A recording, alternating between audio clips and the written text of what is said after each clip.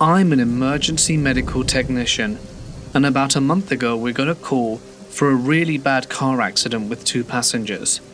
I found out after the fact that a teenage guy still in high school and his girlfriend were doing 90 plus miles an hour in a Mustang, and a cop saw them and went to pull them over. But instead, the guy took off. The guy took a turn way too fast and slid into a pole. We got to the scene and found the car had slid into the pole and wrapped itself around it. It almost looked like a game of horseshoe. The passenger side hit the pole, and his girlfriend was very clearly dead, likely on impact. Her head was flattened on the side, her eyes hanging out, with brain oozing out of her nose and most major bones clearly broken. The teenage guy was semi-conscious. He was looking around in shock, trying to figure out what had just happened. He had blood coming from his ears and nose. His right cheekbone caved in. We managed to get him out the car with surprising ease, as the driver's side of the car wasn't damaged bad enough to jam the door shut. We cut off his clothes, put him on a stretcher with a collar on, and immediately put him in the ambulance and floored it the whole way to the hospital. I could see every time he took a breath, his broken ribs would pop in and out while I listened to his lungs fill with blood. I could see major bruising take place on his torso and he was starting to fade. I just became an EMT a few months before this, so I was new and didn't really know what to do. All of a sudden he stopped breathing and we hooked him onto a ventilator.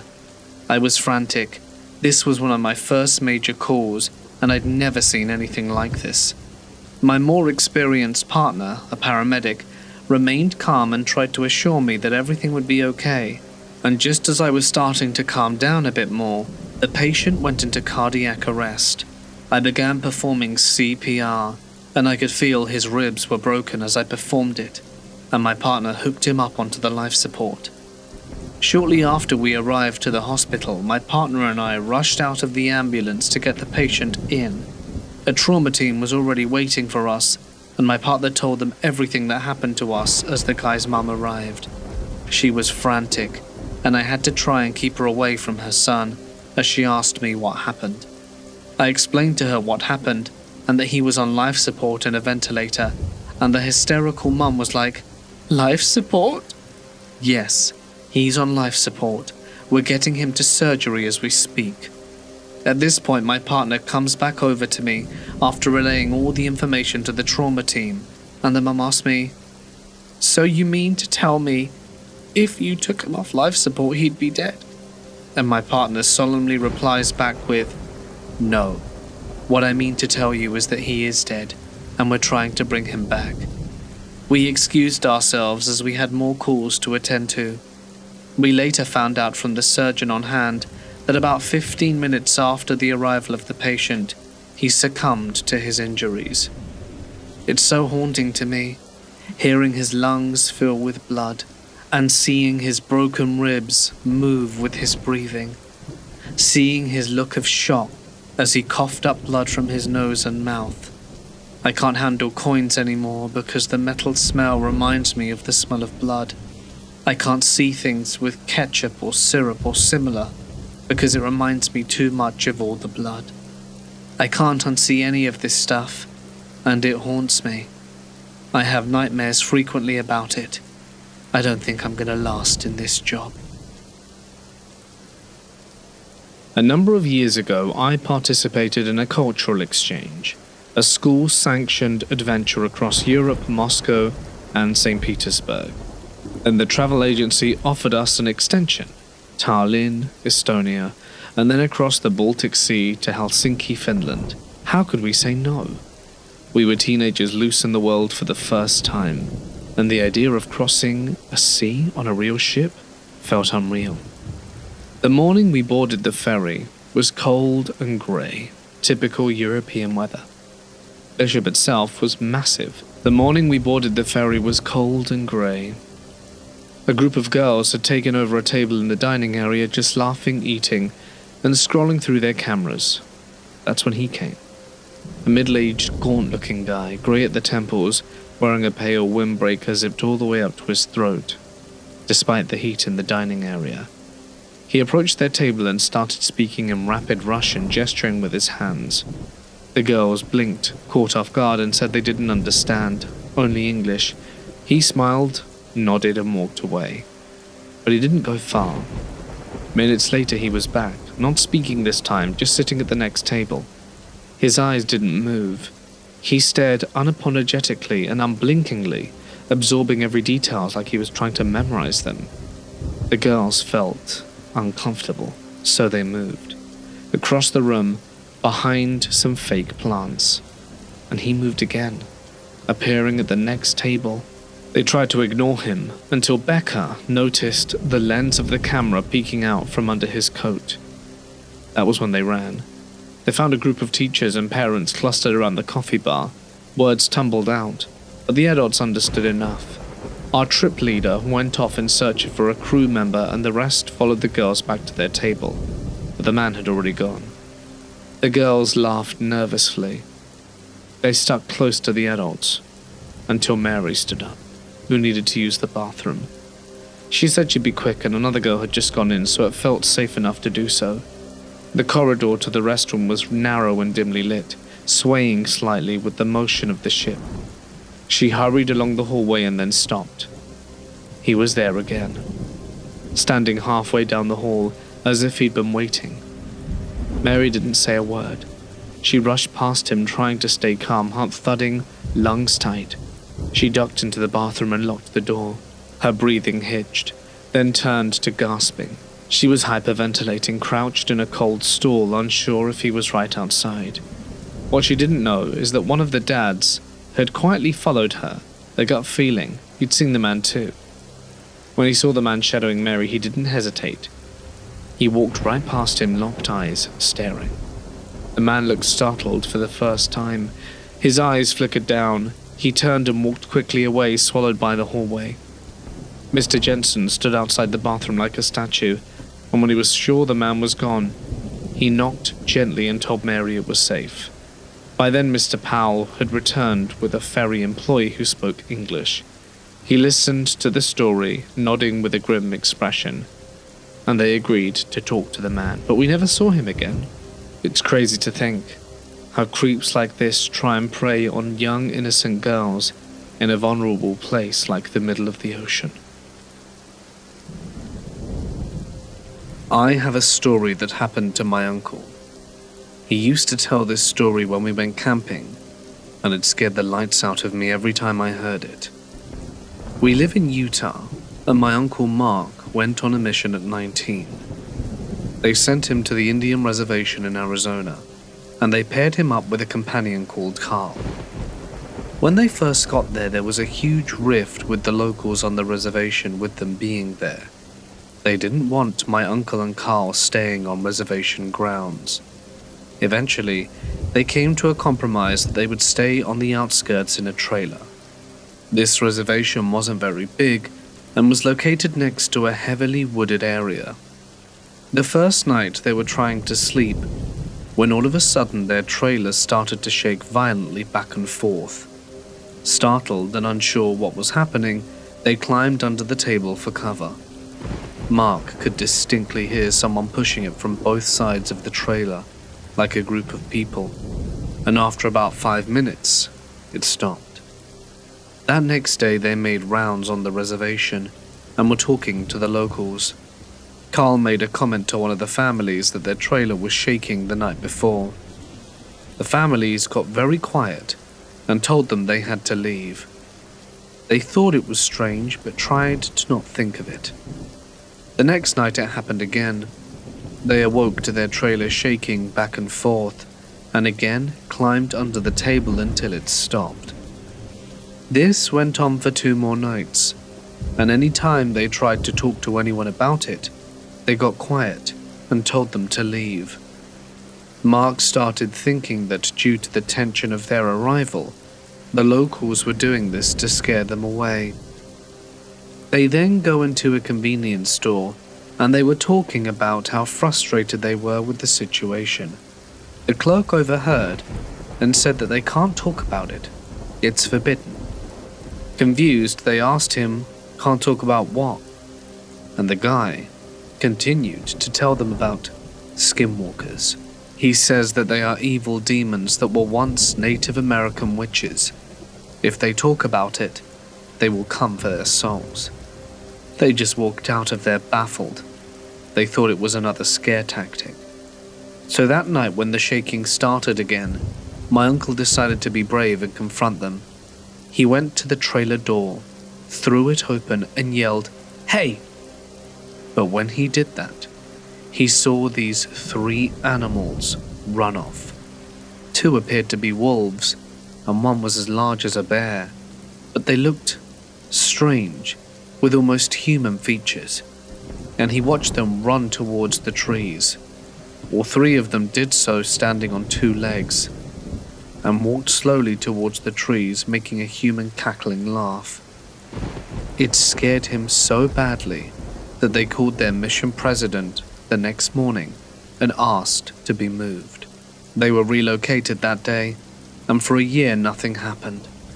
One day they announced that Carl was being relocated to another city, and Mark was getting a new companion, Jimmy. They had to drive for about an hour to pick Jimmy up from the airport. The road they traveled went through the boundaries of the reservation. They arrived at around 8 p.m. and met Jimmy and went to leave.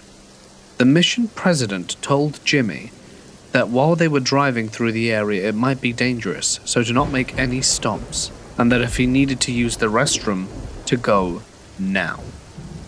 Jimmy replies saying he was fine. The mission president gets serious enough to even freak out Mark, and with that they hit the road. As they were around half hour into the drive, they were going through the area of the reservation boundaries, and Jimmy starts complaining that he needs to pee, badly. The mission president insists that they couldn't stop here and that he will need to hold it. Jimmy insisted he can't hold it, so the mission president reluctantly stops the car and impresses upon him the seriousness of being quick. With a look of confusion, Jimmy just says, "Alright," opens the door and starts peeing. About 5 seconds later, the mission president says nothing and just yanks Jimmy into the car and floors it. Jimmy and Mark start freaking out and ask what's going on, but the mission president says nothing and just increases his speed. That's when all of a sudden Mark sees something next to the car on his right. A giant wolf-looking man was running on 2 feet next to the car. Mark looked at the speedometer. They were going over 60 miles an hour and still increasing. The wolf creature kept right next to the car for 10 minutes until they finally took off into the trees. Shaking, Jimmy gets out of the car when they arrive. They didn't speak through the whole ordeal and says, "What did I just see?" The mission president just says, "Next time I tell you to take care of your business, you take care of your business." I was 9 when this happened. My sister, my dad, my stepmom and I were at a place called Palmetto Island. It was a camping resort where you just pull up with a tent or camper and stay there for a weekend or so. We were in a camper. I should set the scene for you though. Palmetto Island wasn't really an island in the traditional sense. It was completely surrounded by palm trees and vegetation, except for the road in and out. There were roads in the resort, but they were only for golf carts and other small vehicles. The whole place was also dense with palm trees and vegetation. If you weren't on the road, in a campsite, or at one of the recreational areas, you would be in a forest. We, as in my family, were all hanging out at one of the playgrounds. I had made a new friend who I was playing with. At some point the rest of my family had left me to play with my new friend, until eventually he left too. I was there alone, and the sun began to set. This wasn't the first time we'd been to Palmetto Island, and I had at the time known it pretty well. I had assumed that the walk back to our campground would be short. However, at some point, I got turned around and ended up in the area where you would launch boats into the water to go fishing. There was a group of people there, and I asked them for directions. Now, I wasn't completely brain dead, So I lied and said the number of our campsite was 10 sites down from our actual one. They pointed me in the right direction, and I began to walk. Now, I hadn't known this at the time, but my family had realized I was no longer at the playground and started driving around in our golf cart and another one they had rented. If they hadn't, I probably wouldn't be telling this story. As I'm walking towards our campsite, a car pulls up beside me, and one of the people I had asked for directions rolls down the window. Keep in mind I had been walking for about an hour or two in total. He offers me a ride and tells me to ride in the front seat. Me, tired and weary from walking, accepts and gets into the car. I now know that this is something you should never do. We're driving in the right direction until he passes up the entrance to the campsites, at which point I knew something was wrong. I tell him he passed it up, but he doesn't reply. By some stroke of divine luck, I see my dad in a golf cart driving in the opposite direction at us, and I start yelling and waving at him.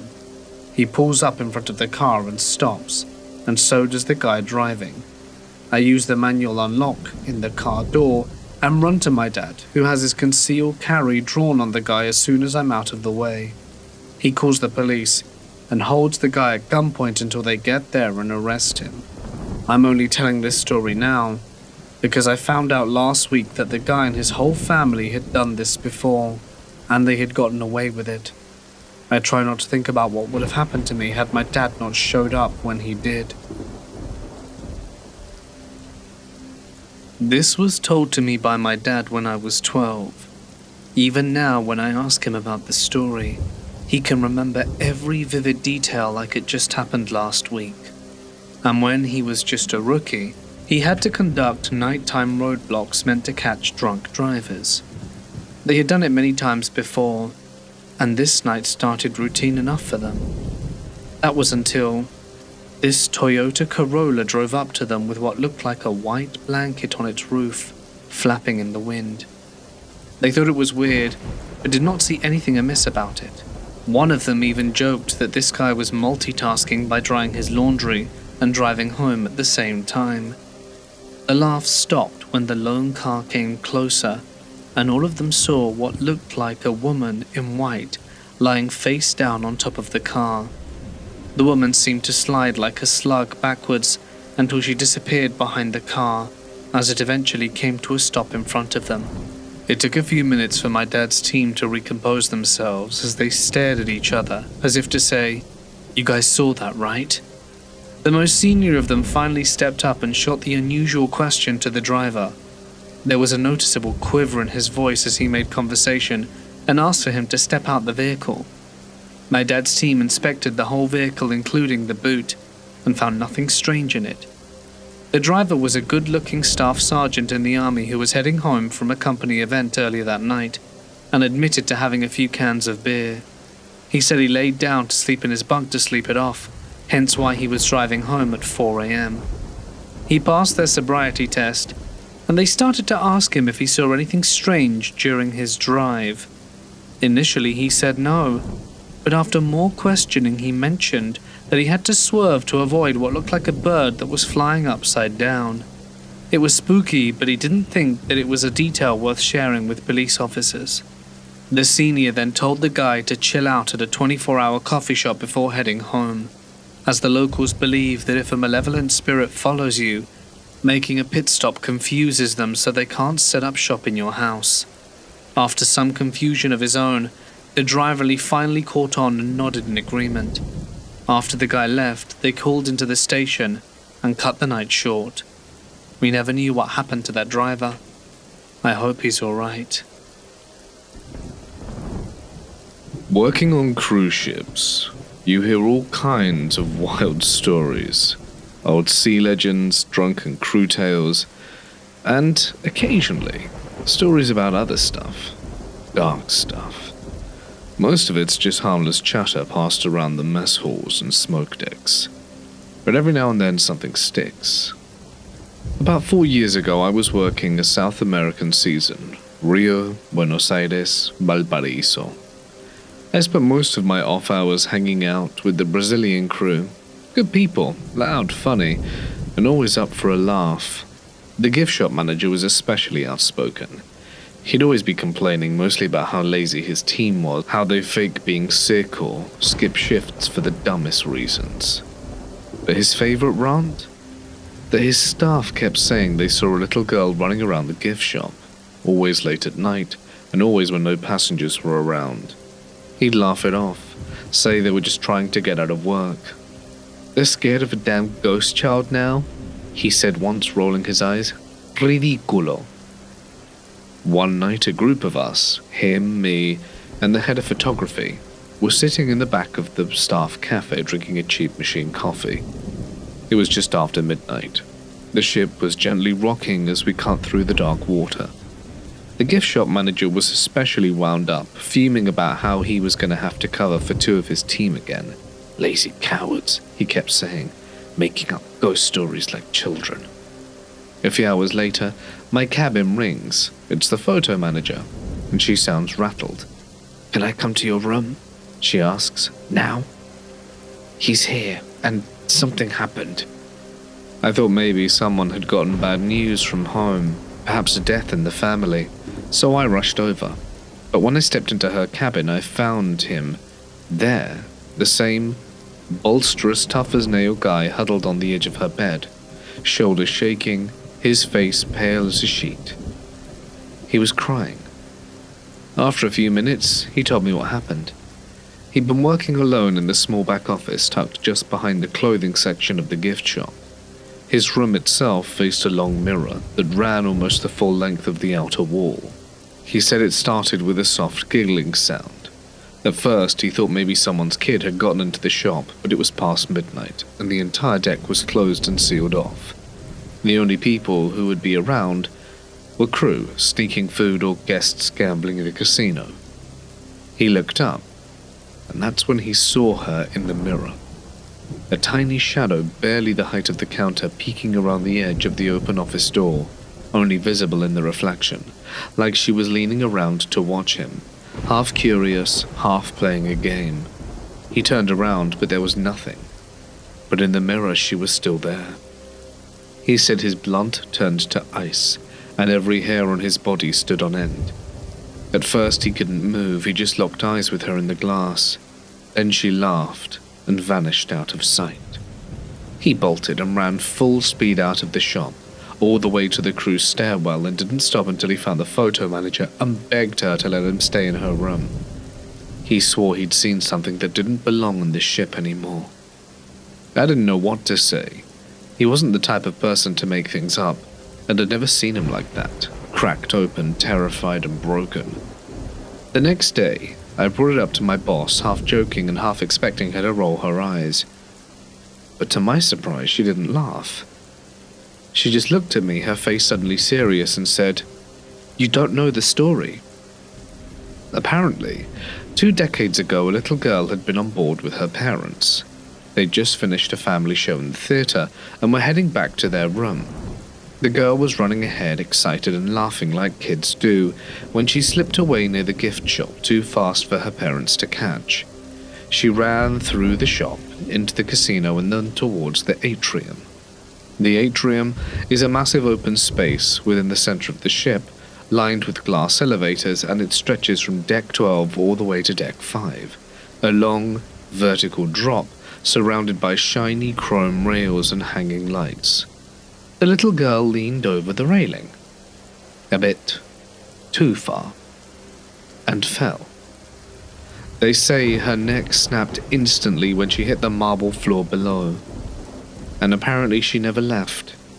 Crew over the years have said the same thing. They hear giggles, see shadows, items are moved, that they catch fleeting glimpses of a little girl just out of sight. Some even claimed they'd seen the elevators move on their own in the middle of the night, always stopping at deck 7, right where she took her last steps while being alive. I still don't know what to make of it. I'm not a superstitious person, and I've worked dozens of ships and heard many ghost stories. But after seeing him that night, I believed him, and I believe she's still there.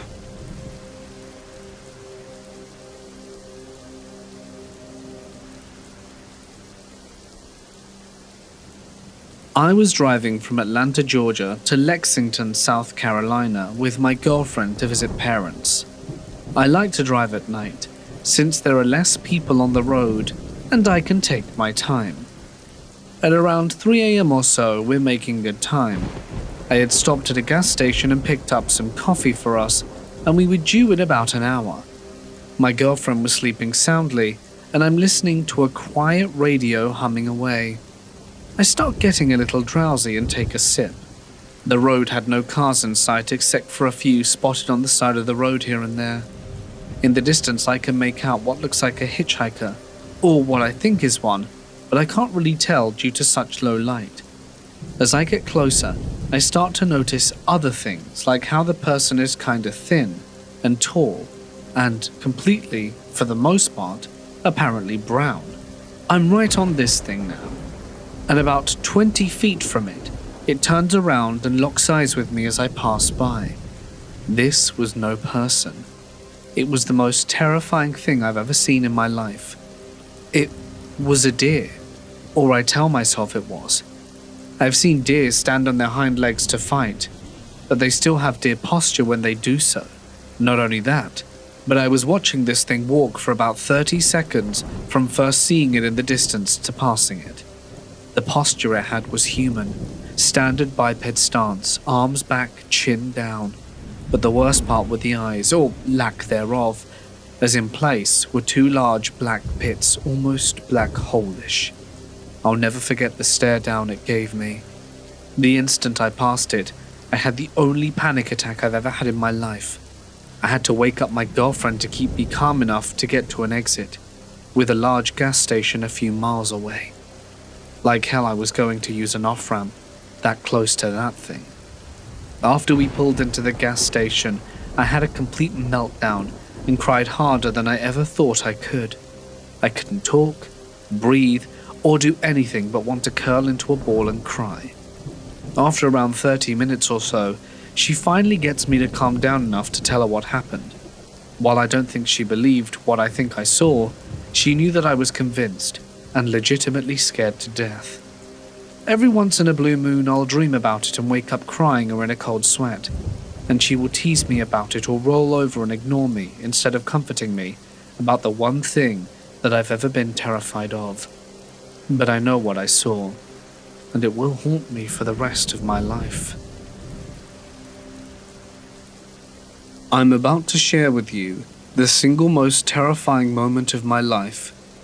I have a cousin that lives in a secluded area where everyone owns land. He has something like 600 acres of land where he lets his cattle run free.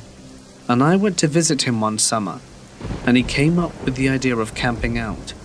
He has a little spot where there is a teepee and a clearing underneath a few large trees. The walking path goes straight through the clearing down a little trail to a pond that then goes back to some trees. To get to this place, we drove his truck through his pasture and up to a tree line. We had to get out and walk a ways into the trees to get there. Thinking back on it, I can't really remember how far into the tree line his camping site was, but it was a little bit of a walk. So my cousin, his girlfriend, and a friend she brought and myself start to drink and had a small campfire going. Someone threw a little too much brush on the fire and it got pretty big, to the point that it lit some of the branches of the trees above on fire. At that moment it was kind of scary, thinking that we had almost started a huge fire, but it grew and died pretty quickly. Now later on in the night we were all drinking, and I'm tending to the fire. The girlfriend says out loud that she needs to use the restroom, and I thought that she went down to the path near the pond. The fire is starting to die down, and I need to gather some more brush, so I start walking towards the path to the pond. As I'm walking down the path, I see a shadow of someone holding a tree branch up, seemingly looking back at me. Remembering that the girlfriend has announced she needs to use the restroom, I assume it's her, so I call out her name. As soon as I do, the shadow drops the branch and I can no longer see it. At that same moment, I hear my girlfriend shout back at me from the campsite. I look back, and from a distance I could see her coming out of the teepee. I look back at the brush and see nothing. I stare for a moment, but there was no movement. Completely shocked and confused, I start to walk back to the camp, heart already racing so fast I thought I may pass out. When I walk up to the camp, I see that all of us are there. I tell him what just happened and everyone is a little spooked. My cousin brushes it off, saying that we were out on his land and there's no way anyone could be here. We eventually kept drinking, but I can't forget about it. Much later on, I'm getting a little tired, and my cousin is just looking to fool around with his girlfriend, so we all lay down in the teepee. I'm laying next to the friend, just trying to pass out, while I can hear them fooling around. They are all talking and whispering when I hear the running thud of footsteps outside of the tent, as if something is running at the tent, then kind of hear a pop and drag, like someone hit the tent and drug against it. My cousin leaps out yelling, and now we're all terrified. He's shouting that we need to get out of there now, and we all left everything and ran to his truck. We drove back to his house, scared crapless, talking about what just happened and what we saw earlier. As we were all talking about it, we all agreed that the thud sounded like it had 2 feet, and you could hear a difference in deers or horses galloping. They were big thuds, as if carrying a lot of weight. My cousin said he was laying near the edge of the teepee when he heard the steps and looked up to see something hit and drag something across the fabric right in front of him. The fact that he was actually scared is what made it even more frightening, as he had lived on that land his whole life and had been to that campsite so many times. Me and my colleague, who joins me in the car halfway there, meet police outside the outskirts of town. It was fairly obvious that the house was run down and practically grey due to age, but if you focus enough you could see that it was yellow as the actual house colour. It didn't help though that it was 8 in the morning in December in Sweden. Saying, for those of you who don't know, it's pitch black with knee-high snow. The entrance was weirdly enough in the back of the house.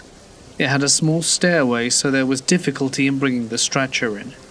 We walk up the stairs and see an obvious break-in attempt. Broken glass, window off the door, like someone grabbed the handle from the inside. The police say it was an anonymous call about the place, so it might have been a burglar or an uninvited family member. Police say the family had practically no connection to the woman anymore. So we walk in, and we're met by a heavy stench. So we walk back to the car to gear up for any other action needed.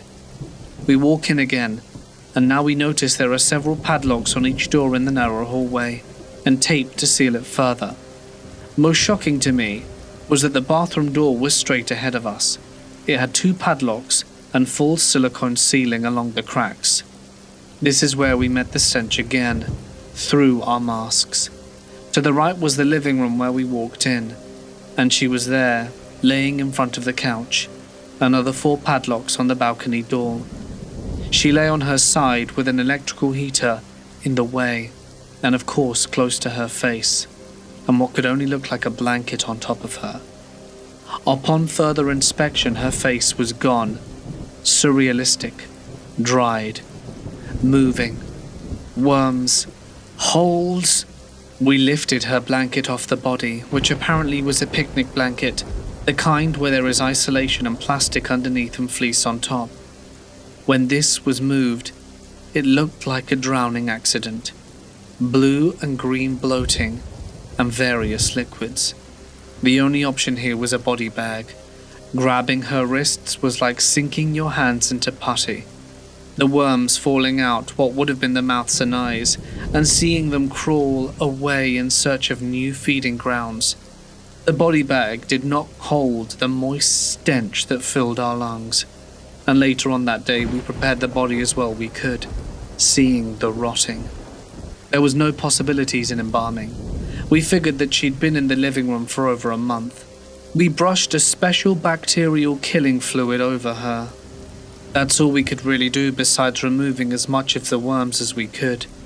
They had made it to the lungs, going to the heart.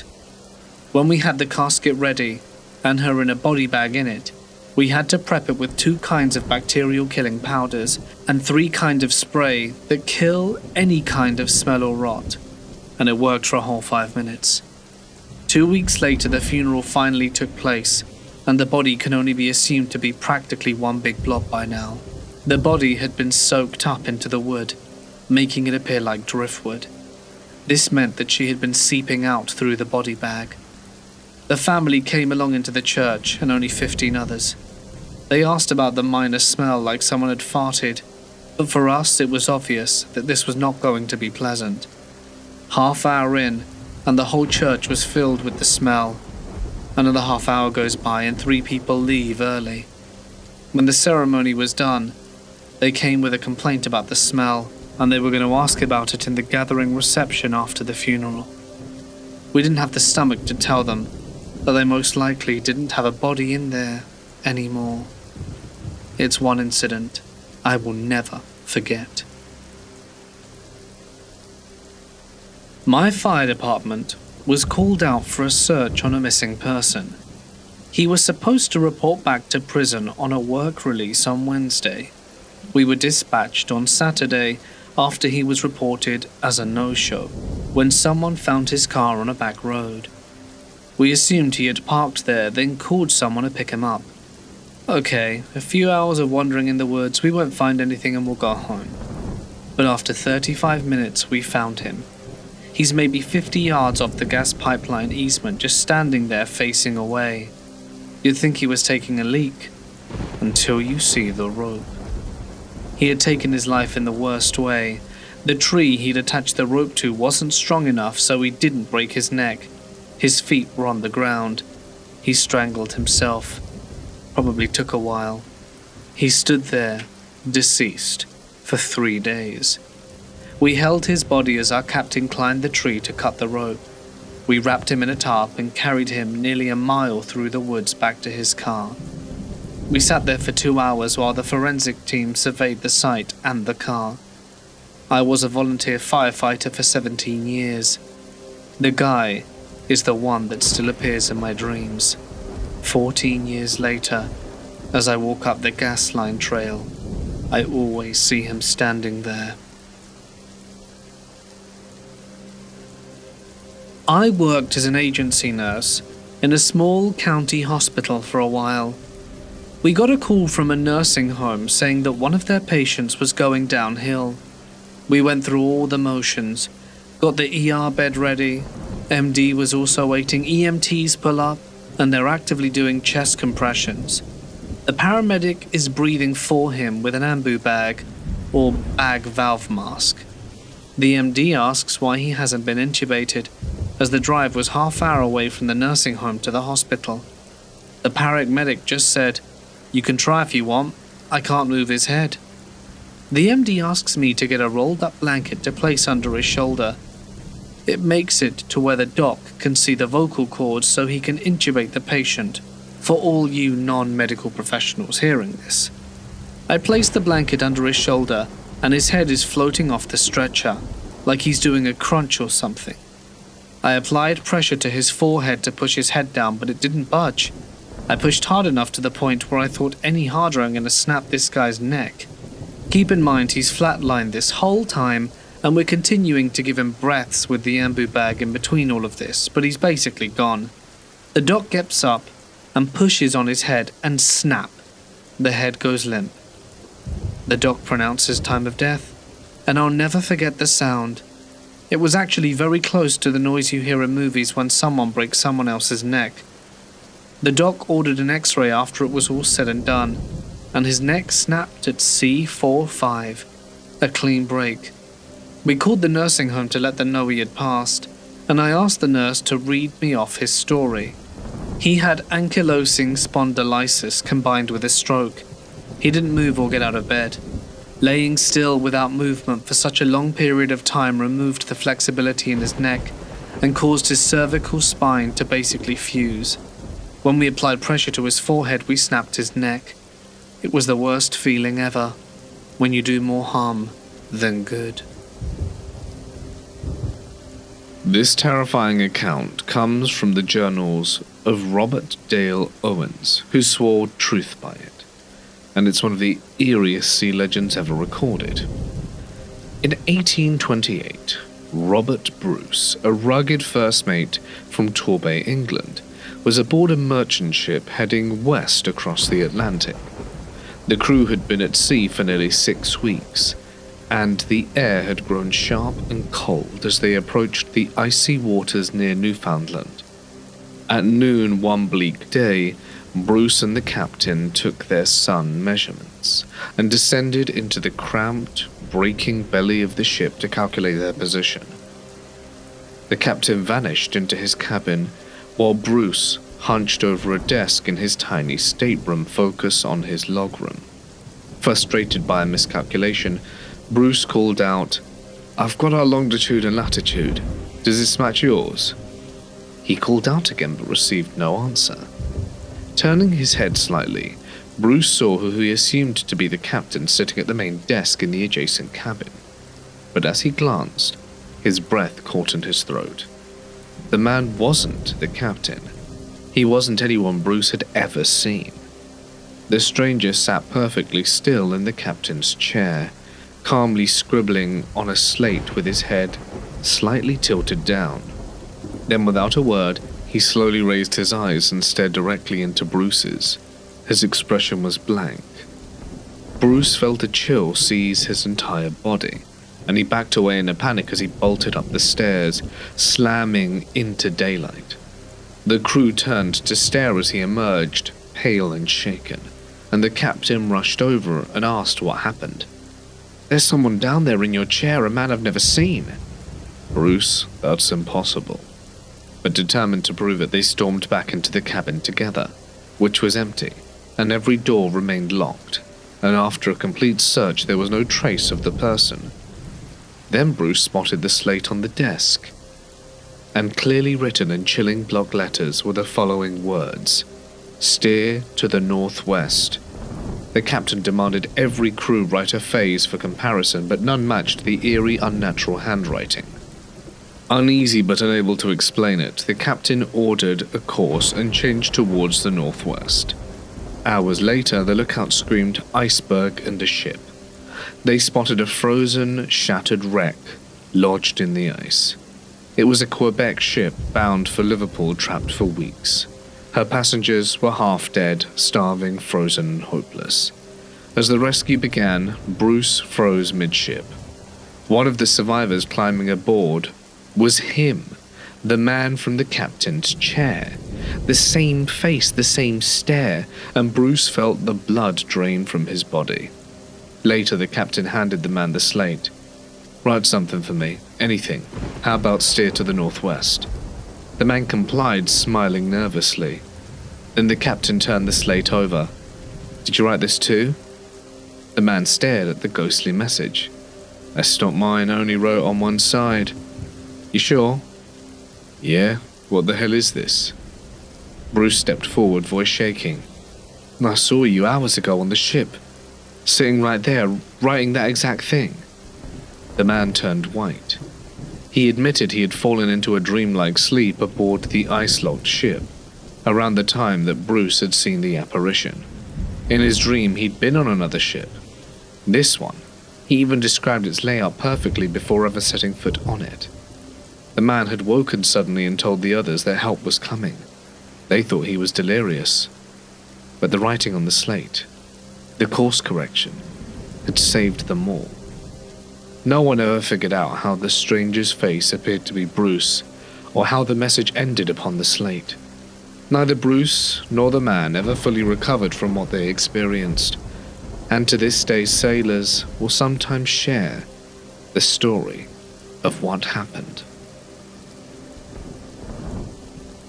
To start off this story, I need to give you a little insight about myself. I'm an 18-year-old female who grew up in Michigan and have lived in the country for as long as I can remember. On this particular hot summer weekend, my friends and I, including my boyfriend Tony and my older brother Brad, decided we were going to go camping for the weekend, as it was such a nice warm week. Tony's parents owned a cabin way out in Luddington, surrounded by a huge wooded area with a personal lake and no neighbors for at least 4 miles. But being stupid teenagers, we really didn't think about that.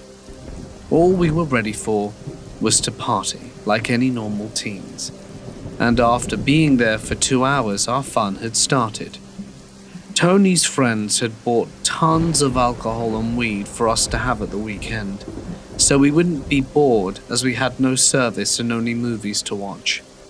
After it got around midnight, it was pitch black, and we had this huge bonfire going. It was a total of 6 people, including me and Tony, and as we talked and laughed about upcoming events in our lives, we were so distracted that we didn't notice that my brother had literally frozen his eyes into one section of the woods. Mind you, we were all quite intoxicated and high at the time. Eventually our talking ceased when Tony realized his friend and my brother had an emotionless expression. He asked Brad how he was, but Brad didn't reply or make any indication that he had heard him. After that, me and my 2 girlfriends began to get scared as well. It took a lot for my brother to act that way.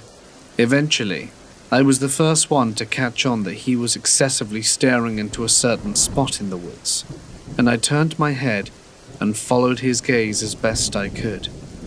And when I finally caught on to what he was looking at, my heart dropped.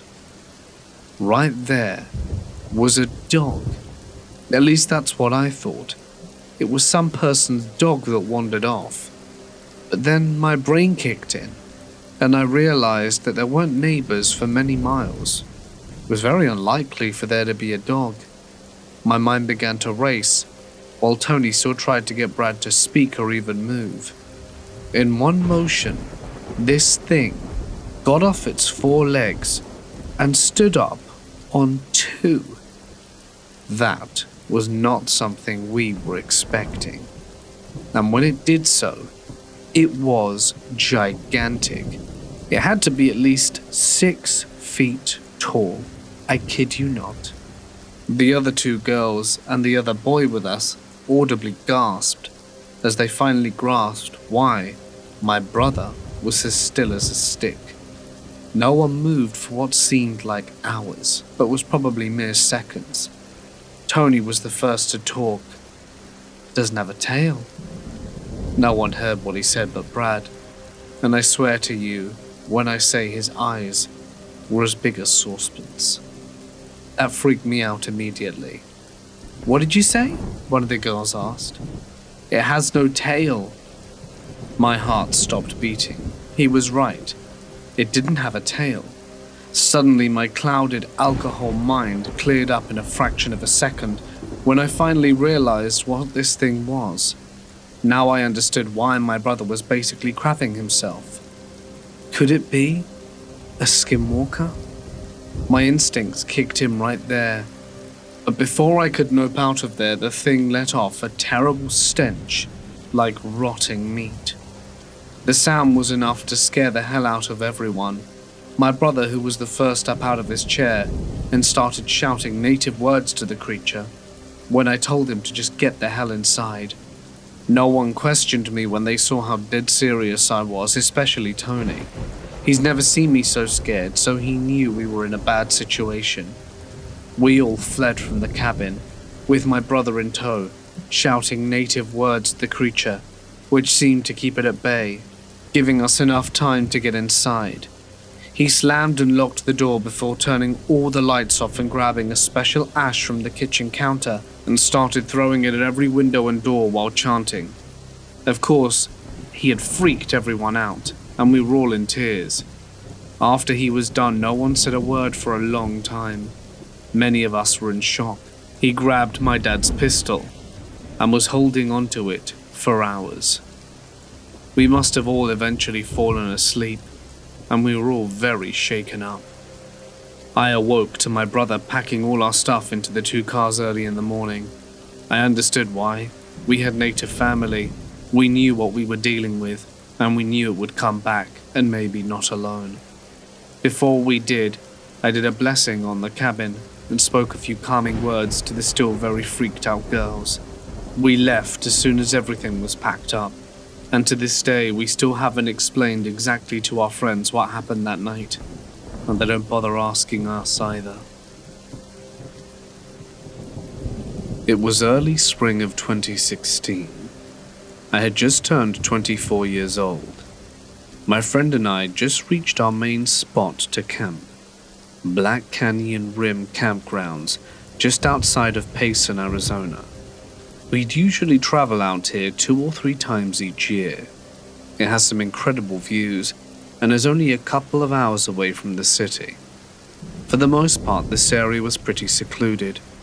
A privately owned convenience store rested a few miles away, with a small town 20 miles before that. The entrance was on a dirt road directly off the highway, with a campground sign at the start of the road, marking local wildlife, any fire hazards, and general news relevant to camping folk. The path is mostly linear, with maybe one fork spanning several miles. We once traveled down the dirt road to see how far it would take us. One of the paths would take you to another highway entrance, with a ranger's tower halfway there. The other path led to a dead end. An abandoned cabin can be found on this path a few miles in, mostly hidden off in the distance behind some larger foliage. The snow had mostly cleared up at this point, leaving for crisp air, a slight chill, and fauna becoming active again. We'd usually spot some wild horses, several deer, and tons of little critters whenever we'd come out this way. It really was the perfect time of year for a relaxing trip to get away from the city for a few days. We got in at around 4 p.m. on a Tuesday. It was late for us, and we'd usually try to make it out of there by noon at latest. This trip was pretty spontaneous. We both had work during the coming weekend and decided to just go for it. The sun was setting fast, and we still hadn't picked our camping spot.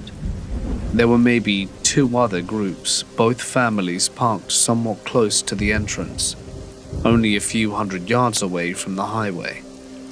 This time around, we just wanted to get away from the humans for a while.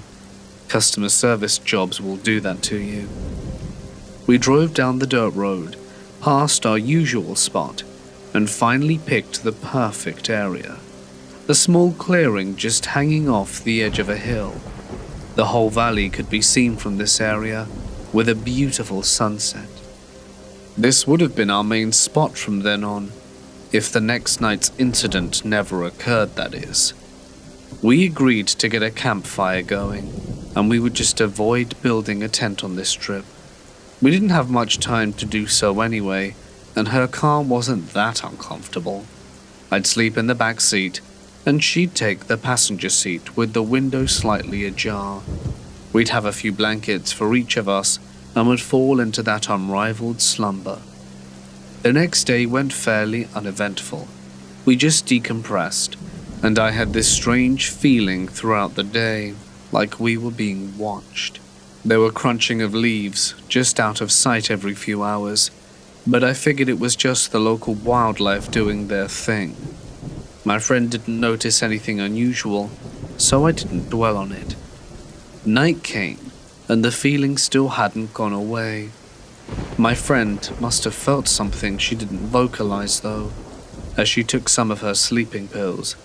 She didn't usually need to take them on our camping trips. The nature's ambience was enough to put anyone to sleep, I thought. It was nearing 1 a.m. My friend dozed off in the passenger seat while I attempted to wind down in the back. I leaned against the side window behind the passenger seat, legs outstretched to the car's back door. The window opposite of me was rolled down slightly, with a cold breeze flowing in. I had been on my phone scrolling through Facebook when I heard something outside. A few crunches of the fallen leaves, several paces outside the car. I whispered to my friend, "Did you hear that?" But she was already out. I put my phone down and listened intently for a minute or two, but then heard nothing. Must have been a small animal curious about the camp. I retreated back to my phone, scrolling through social media. About 10 minutes had passed when I heard it again, that definitive crunch right outside the door. I lowered the phone. My eyes took a moment to adjust from the light of the phone into the deep darkness of the wood, and as I turned the phone away from me, the backlight illuminated the window above my feet. To this day, I can't get the image out of my head. 2 dirty, scabbed hands held onto the window, the fingers wrapped inside the car. The nails were long, unkempt, and dark. Behind the window, a silhouette of a face was pressed up against it. The breath would create condensation every few seconds, and all I could make out were the reflections of those empty, black eyes. I couldn't move. I couldn't scream. It felt like eternity. The staring contest between this thing and me. Thoughts were repeating incessantly in my head.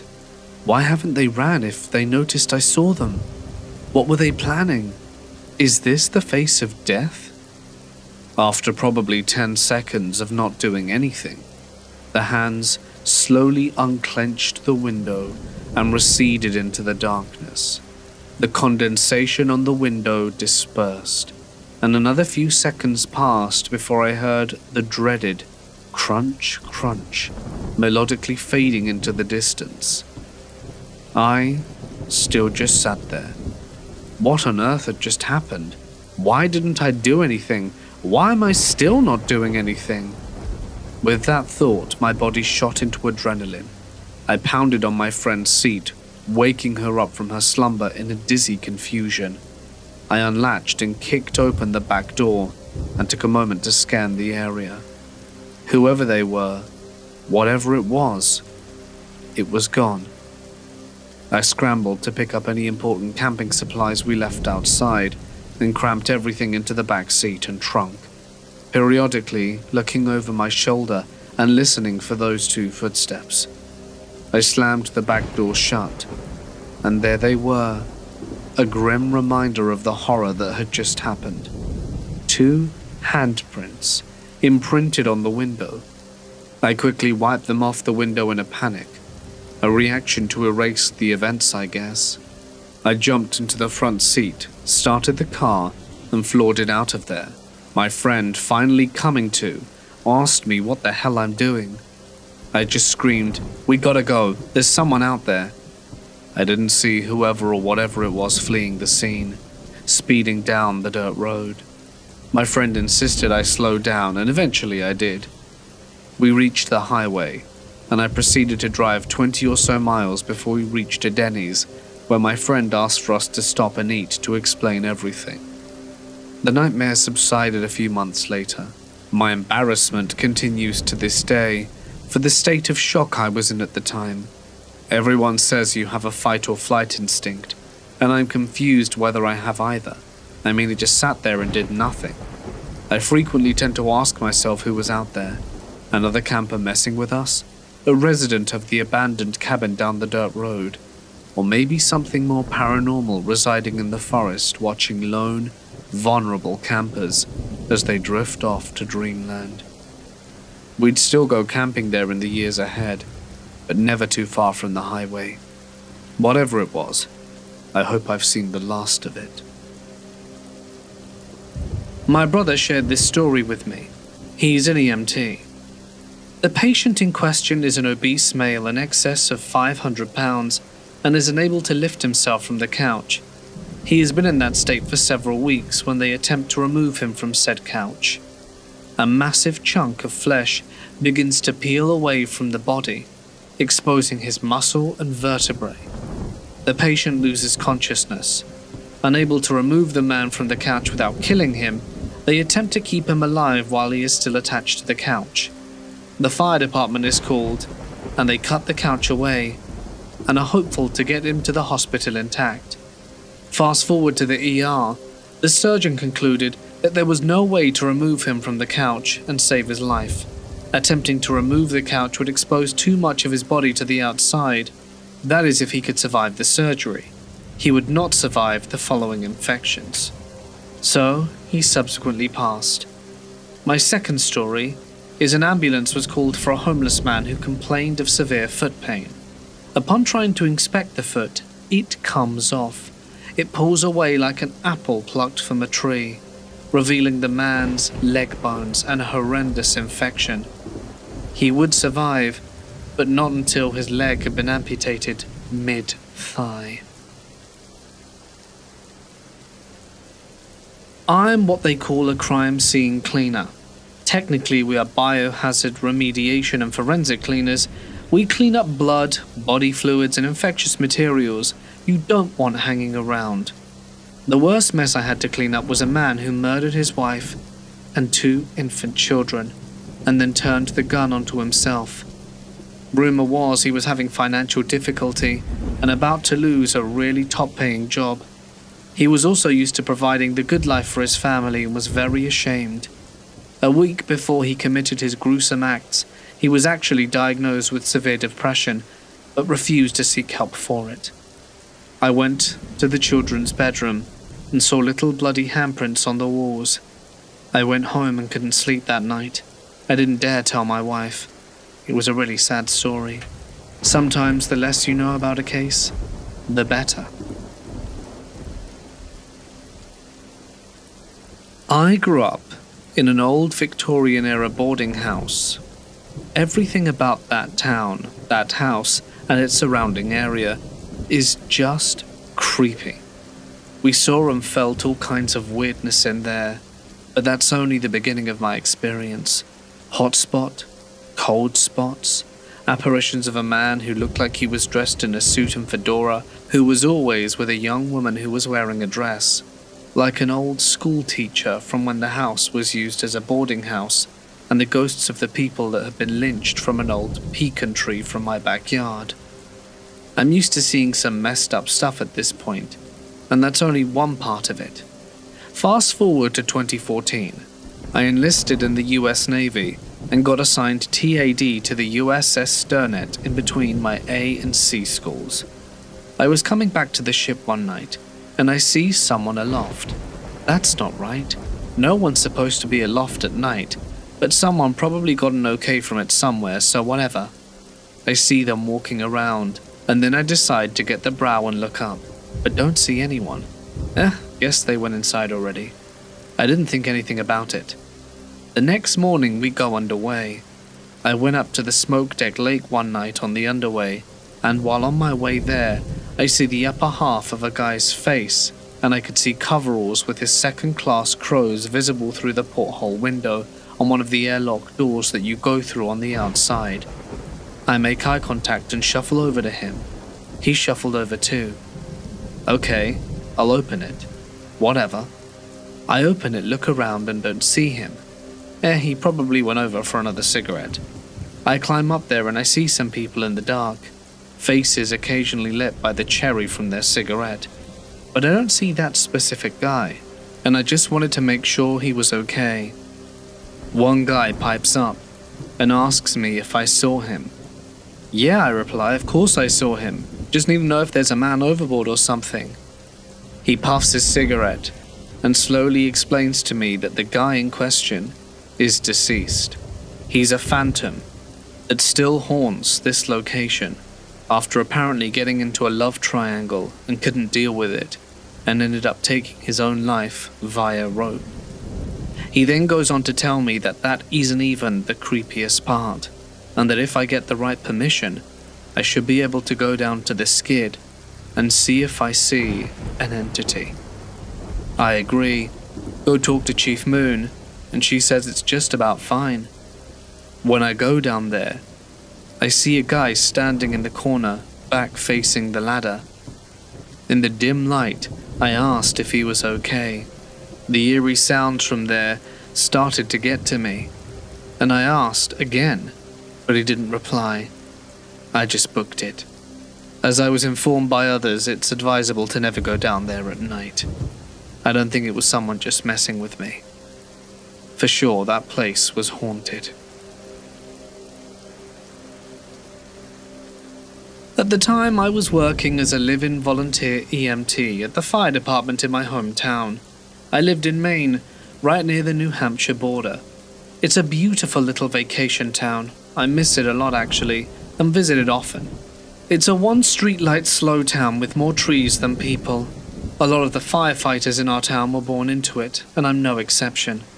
My mother was the emergency services chief, and we are all seasoned EMTs. She was a huge driving force in my life, and she pretty much made me into who I was at the time. A stone, cold, life-saving machine. I thrived on Red Bull and adrenaline. Now that I've got through that little backstory, you can start to understand that I am a rational person, and while I do believe in the supernatural, I'm not one to see a flickering light and cry, "Ghost!" This experience nearly made me quit my lifelong dream and leave the department I literally grew up in. I can't explain it. It was night shift, and I was part of a brand new live-in program to jumpstart our new EMT program. The chief said I was good during the day, but wanted me to have a couple more people with me at night. For the record, I'm non-binary, but at the time I was identifying as female due to paperwork and general confusion in life. So as such, I was accompanied by two of my lifelong friends, big, tall, muscular guys who also didn't scare easy. They also, for the record, did not believe in the paranormal. Tom and Charlie. So there we were in the dispatch room, which is basically where all the radios and security cameras are. There's a crappy old box TV in the corner playing Andy Griffith refunds at 1 a.m. You know, small town stuff. We have a door alarm in the vehicle bay, and when someone walks into the building, it'll chime a loud ding-dong through the whole damn station. Whenever someone leaves through the same door, it chimes a single ding. So imagine our surprise when we heard that telltale ding-dong sound through the building. Now I mean these are loud. You can't miss or mistake them. One of my friends says that it must be the chief checking on us. And I say, yeah, she hasn't been sleeping too well. She often liked to make sure we were okay. So we looked up to the monitors and expect to see her walking up the doors. But there was no one. Then another loud ding-dong, and another. Bug must be blocking the sensor, one of them goes. Then it abruptly stopped. We look at each other, door open and called out, "Chief?" No answer. I took a deep breath, grabbed my radio, and told the two guys to watch the monitors, and that if they see anything, to have dispatch send a sheriff our way. They agreed, and I started my sweep. It was just to rule anything out and to be safe. This was during the rise of the drug crisis, and despite being a secure building, drug addicts are crafty, and it's better safe than sorry. I went around and in each fire truck, all good. With each truck I checked, I just felt silly. No one was here. I was just being paranoid. But as I stepped around engine 2, I saw what I swore was the hem of a little girl's dress darting around the forestry. What the hell? Ali? Ali was the fire kid's chief. Her being here in the middle of the night without the chief was strange. Was something wrong? I chased after her, but when I got there, nothing again. I felt dread, raw fear gripping me. My radio started crackling and I checked around me. I looked in every friggin' room for that girl and there was no sign of her. And the more I looked, the louder the static got. Suddenly the static stopped, and a crystal clear girl's voice came through. It said, "You can't save everyone." The guys found me 20 minutes later sitting on the ambulance cot sobbing. I really was that messed up. One of my worst fears as a newbie EMT at the time was triage. For those of you who don't know, triage is when you have multiple patients, you have to decide who gets saved first, and who's basically already dead, and who is okay enough to wait for additional resources. That night, we had 3 separate multi-patient incidents. For many reasons I won't go into detail about them, but I seriously contemplated quitting. I don't know if it was someone messing with me that night over the radio, but I still sometimes have nightmares about that night. I've seen some weird and messed up stuff, but this one is the one that stuck with me the most. Back in 2015, I was living on Orcas Island, Washington, a stunning but isolated place in the Salish Sea, northwest of Seattle. In the heart of the island, hidden beneath a dense canopy of fir and cedar, lies Cascade Lake, a deep, glassy body of water that seems to swallow the sky when the sun dips below the trees. My friends and I had spent the summer jumping off cliffs, swimming in the bottomless depths and lounging on its shores, unaware of just how much we didn't know about the place. We were fooling around on the wooden bridge over the lake, the sun barely a sliver on the horizon. There was a little fish, aggressive and frantic, that kept swarming and nipping at us, like we were invading something we shouldn't. That's when my dog Duke did something to make my stomach turn. We had moved onto some rocks at the shoreline, but Duke had stayed back at the bridge. He saw where we'd gone and then just launched himself into the lake, churning the water so violently it almost looked like he was running across the surface. And this is a dog who hated getting wet, yet he was swimming as if something were chasing him, as if something were down there beneath him rising. When he finally pulled himself onto the rocks, he was shaking, not from cold, but from fear. A friend pointed out a strange, gnarled root ball sticking out further down the shoreline. He commented that it looked like a dragon head. I walked closer, stepping carefully along the uneven rocks, and sure enough, the way the roots twisted, it did look like a dragon, horns and a long snout, with deep grooves that could have been ancient eyes. I was about to turn away when I felt something. A primal, stomach-sinking sensation like something had just locked its gaze on me. I turned around. 5 feet from me, floating in the water, was a log that hadn't been there before. Only, it wasn't a log. It was alive. Its surface was slick, covered in dark moss that made it blend into the water. But as I stared, the illusion broke. Beneath the disguise, I saw a long, scaly snout, reptilian eyes, something like ears or fins pressed back against the skull, and it was studying me. For one horrifying moment, neither of us moved. My heart pounded so hard I thought I might pass out. Then Duke and Cookie saw it. They exploded into frantic barking, charging the water, their bodies tensed in pure terror. But the thing didn't flinch. It was still. I don't remember backing away. I just remember running, my dogs at my heels, breath tearing through my lungs. When we got back, it was gone. The next day, I asked an old friend from Bellingham if he'd ever heard of water dragons. As a joke. I thought it was just superstition. He didn't even hesitate. He said dead serious, we had to tie up goats near the lake to keep them away. I laughed and he didn't. Then I remembered something else. In the years before this happened, 2014, a man had been found dead near those same rocks, alone in his tent, covered in bite marks. The official explanation? Otters. There are no natural predators on Orcas Islands, no wolves, no bears, just the water, and what's beneath it. Months later, my then girlfriend, who had grown up on the island, told me something offhandedly. One day while driving past Cascade Lake, she saw it too. A long, black shape, gliding silently beneath the surface. There are rumors that these lakes connect to the sea through underground tunnels, and they're deep, deeper than anyone knows, and that sometimes something moves through them. I never swam in Cascade Lake again. I haven't really shared this story with many people, but I thought it might be time. This happened back in the 90s. I was driving from Ohio to California and stopped finally for some sleep at a rest stop in Flagstaff, Arizona. I am known to drive long distances with little sleep, and woke up and headed to California. It was early in the morning, around 4 a.m. California time, and I was between Needles and Barstow, out in the middle of nowhere in the Mojave Desert. And that's when I saw what I swear to this day was a huge wolf the size of a person run across the road in front of me. It was on all fours, and the back of it was above the hood of my car easily, a Chevy Cavalier, and roughly 12 feet ahead of me.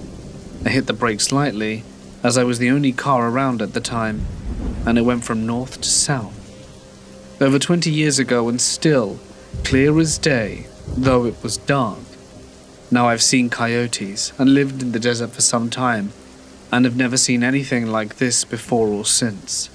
It was grey in colour, mostly, and resembled a werewolf in size, but I don't believe in those generally speaking. And out of all my 20+ trips, I've seen snowstorms, tornadoes, dust storms, and other things I'll never forget. But this is one of those things. Anyone out in that area ever seen anything like this? It still drives me crazy trying to figure out what the hell it was, and I do speculate often enough about it. I spent my life in Georgia and love hiking all over, but I must admit, North Carolina has the best mountains. For this reason, I frequently drive up there and hike and camp. This time, I went up with my family in an RV and stayed with them in Maggie Valley. The next day, however, I had them drop me off about 10 miles away at the cold mountain trailhead, and I planned to hike up, spend the night, and be back down in the morning. I was by no means inexperienced at hiking or camping, but I have never camped alone. On top of that, I didn't bring a pistol, something I won't go without now. On the way up, the trail was surprisingly strenuous, not necessarily steep. I've hiked some steep stuff out west, but more like tons of up and downs, and feeling like it would never end. Eventually it began to get darker, and I realized we needed to stop and set up while I still had light. So I stopped about half a mile short to the summit, and figured I would continue in the morning. Nothing eventful happened. I set up camp in a really good spot, ate my food, and went into the tent. At this point I realized I hadn't run into a single other person my entire way up. This wasn't eerie at the time, but soon would be. I have trouble sleeping, and usually lay awake for up to an hour trying to sleep.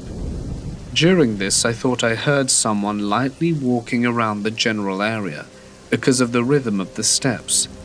I brushed it off as my mind running wild, but I did pull my big old knife out of my bag and put it next to me in the sleeping bag.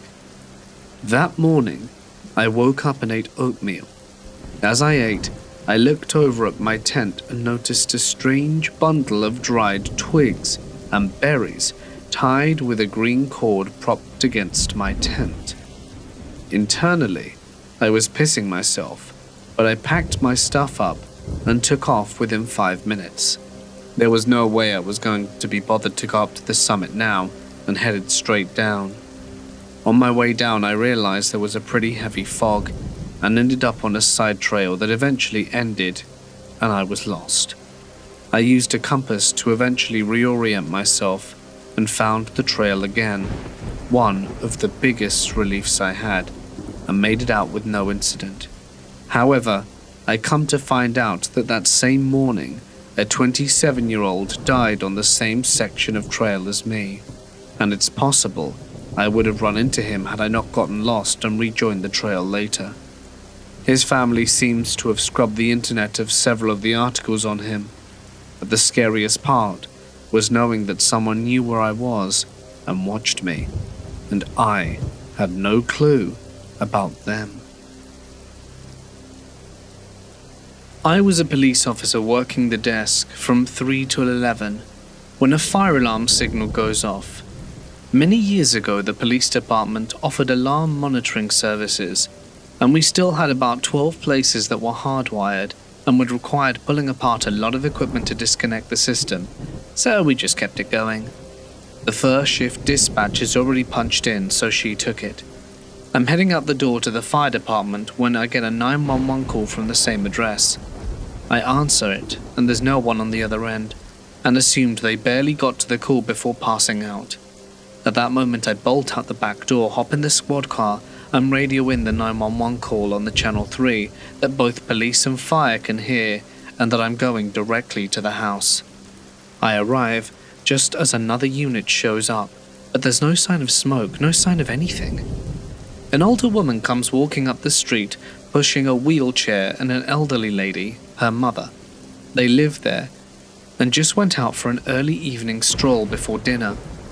I tell them what we have going on, and they inform me that no one else lives there, and as far as the elderly lady can remember, the alarms were disconnected from the house years ago during some renovations. They didn't have an alarm system either, just a few smoke and fire detectors. We do a walk around the house to get to the back door off the kitchen, and you can clearly see and smell gas. We turned off the gas at the main, set up some fans to air it out, and find the cracked gas liner going to the oven. The daughter said she spilled some coffee she was making for their walk and had to move the oven a few inches to clean it. She probably broke the line, pushing the oven back in. Nothing else in the house was disturbed, and both phones were on the hook. The fire chief shows up about 15 minutes into the call. He goes over to the two ladies and gives them both hugs, and he's nearly in tears. The elderly lady in the wheelchair, you see, her husband was the fire chief 60+ years ago for our department. The daughter, her husband, passed away a few years ago. He was also a member of our department.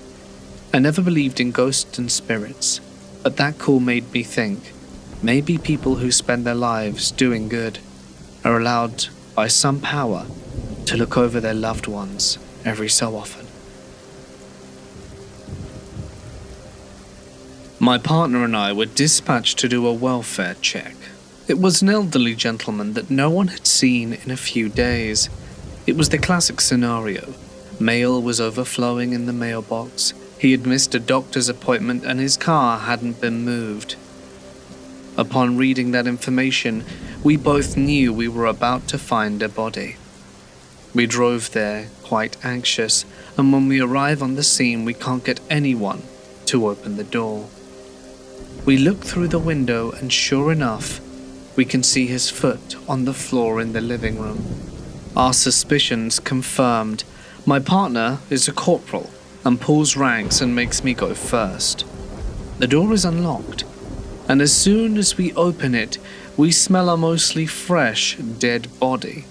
Almost relieved, we both enter, and he tells me to check vitals on the dead dude. He's obviously dead, with lividity. Dried feces on him, dried saliva around his mouth. So I go to stand over him and see if I can get a pulse, at which point he takes a deep breath and rolls over and asks why we're in his house. At this point we both started screaming and ran out of the house. We called the emergency services and they transported him and said they couldn't get a blood pressure or pulse on him. I think he died a week later in the hospital, and I still get jokes about raising the dead. I work graveyard shifts as an unarmed security guard. I've had the same post since starting with the company, now going on a year. It's in a fairly busy metropolitan area, but it's really quiet at night. There's a police station practically across the street, so I'm mostly just there to satisfy the insurance company on the off chance someone's brazen enough to try and steal building materials. The main area of the project is an office building. There's a multi-level parking structure that is attached. Also, mid-construction, the rear of the property is bordered by a tall concrete wall, after which there is a busy highway running parallel. Well, one night, maybe a week or two after Thanksgiving, I was sitting in my car, deep into an especially long and depraved session of Plague Inc., during which I repeatedly killed off all of Earth's inhabitants through various torturous and sadistic means. A thin layer of snow had already accumulated on my windshield since my last patrol. I couldn't really see out of it per se, but I had civilizations to neutralize. Being a good security guard is all about knowing your priorities. That all changed when something violently rattled my car. While I do have a gun, I do keep nunchuku on me at all times. Blue belt in Kung Fu, thank you very much. So I grabbed those and my Nebo O2 beam flashlight and jumped out of the car. I can't imagine what would be responsible for the disturbance, so I assumed that my field supervisor had something to do with it. He didn't have much of a sense of humor, but he made it a point to try and sneak up on unaware guards, although he wasn't very good at it. It's weird though. I exit my car and there's no one in sight. There's a thin layer of snow on the ground, so footprints or tire tracks would have been an obvious giveaway. I was about to write it off as a strange environmental effect when it happened again. I didn't feel like a shaking thing when I was on my feet though, more like a high amplitude current in the ground. Now I'm on high alert, so I switched to the emergency scanner app on my phone to see if they're getting any phone calls about an earthquake or explosion or something. There's no communication for a good 5 minutes. Then some run-of-the-mill chatter about a drunk driver on the other side of town. I'm a little spooked now, but rather than get back in the car, I decide to do my next patrol a little early. I knew there was nothing to worry about, but figured it would put my mind at ease to check the site for myself just in case. I started by looking around the parking structure. There was only one accessible entrance, which my car was parked in front of, but squatters are a thing and it was a cold night. Nothing. I still had one earbud in on the off chance that people started calling in. There's a domestic disturbance call, and then silence. Then the rumbling comes back. The whole structure feels like it's wobbling. I just check the last corner and decide to get out of there in case something decided to collapse. Just as I leave the garage, something in my periphery catches my attention.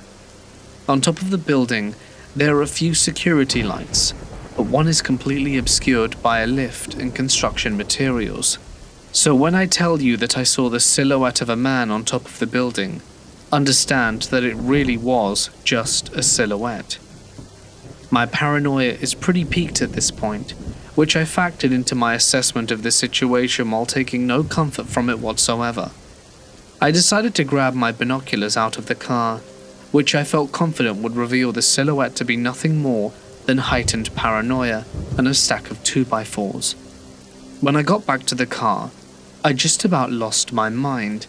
There was an impression in the snow, like someone had laid across my hood. 2 handprints were melted into the windshield.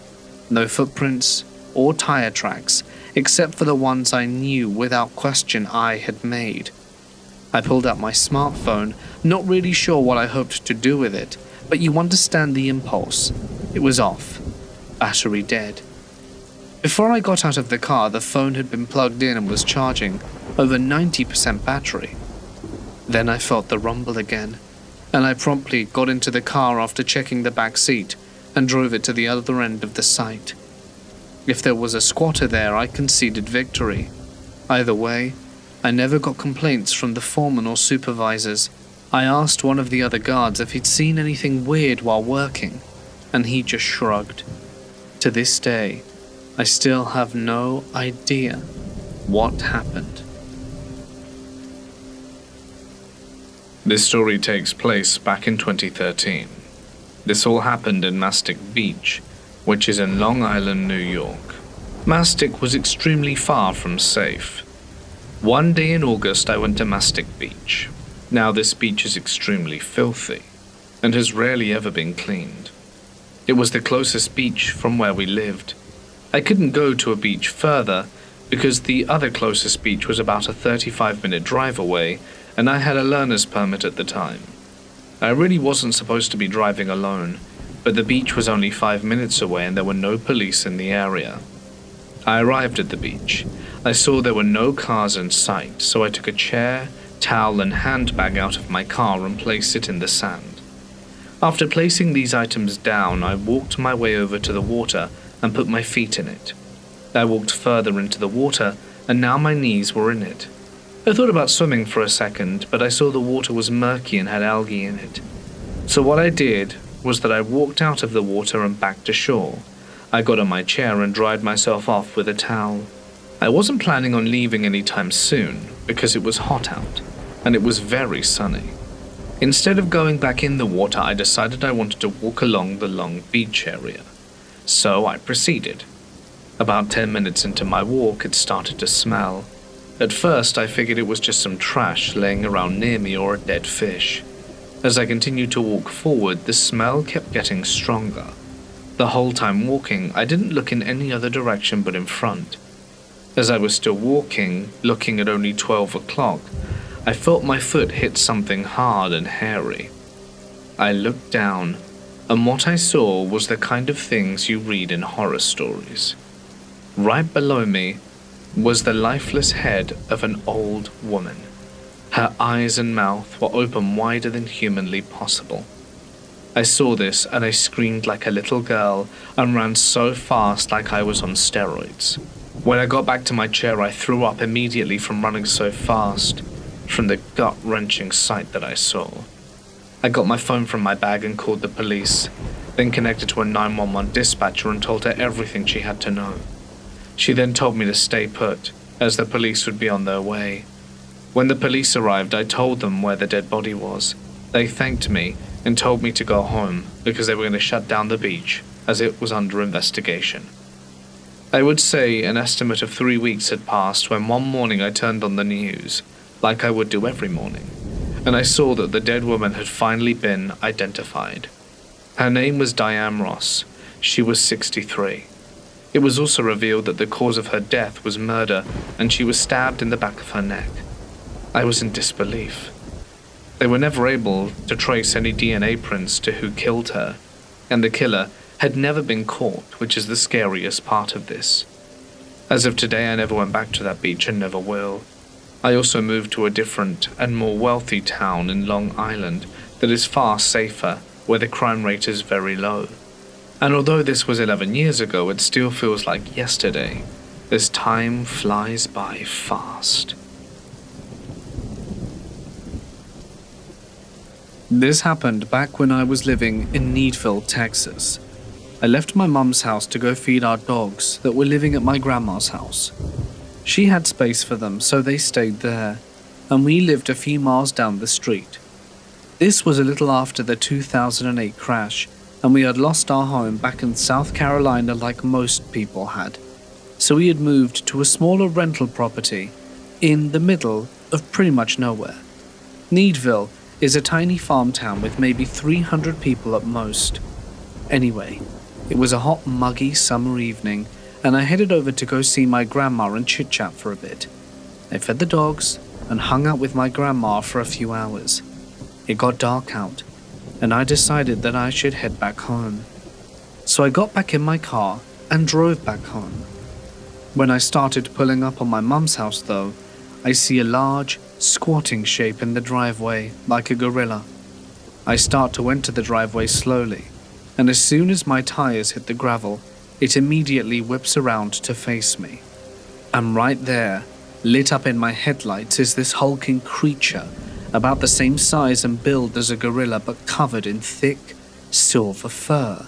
And it had huge, bulbous, ruby-red chitinous eyes, and a gruesome snarling mouth full of sharp teeth that looked like they were a good 2 to 3 inches long. It had a small forehead and a round head that was about the same size as a human head, covered in the same thick silver fur. In the moment that it heard my tires hit the gravel, it turned, snarled, and bared its teeth at my car for a brief second, then immediately turned towards the bushes on the other side of the yard and kicked off with its feet, exactly like a gorilla. It looped off into the bushes, alternatively swinging on its hands and landing on its feet, and then vanished. I pulled into my mum's driveway and just waited in the car for a minute to let that thing hopefully run off before I bolted into the house. As soon as the light on the front porch came on and my sister poked her head out to see why I wasn't inside yet, I launched my happy ass right out of the car and full-on sprinted to the door. I didn't see that creature ever again after that, but that didn't stop me from being vigilant for a few months after. I've been backpacking and camping, mostly solo as an adult, for the majority of my life. I'm cautious about my surroundings, and I listen carefully when I'm out. I try to remain an observer and move through the land with little impact. I'm also very interested in the mysterious and the obscure, cryptids and the unexplained, reading all of the 411 cases as well. A few years ago, I set out to camp near an old-growth forest in North Georgia. Most old growth here is gone, but there are places that haven't been logged yet, and if you get the chance to visit one wherever you may live, I'd suggest it. It's beautiful, serene, and alive in a way that's hard to describe. This particular forest was one of hemlock and poplar, and the trees were massive. I had a guidebook that gave directions out to the sticks, following little country roads that eventually turned into gravel. After a long drive into a national forest, I parked near the trail, which was unmaintained, meaning it wasn't very popular or highly traveled. I hiked out through the woods to where the trail eventually just kind of stopped.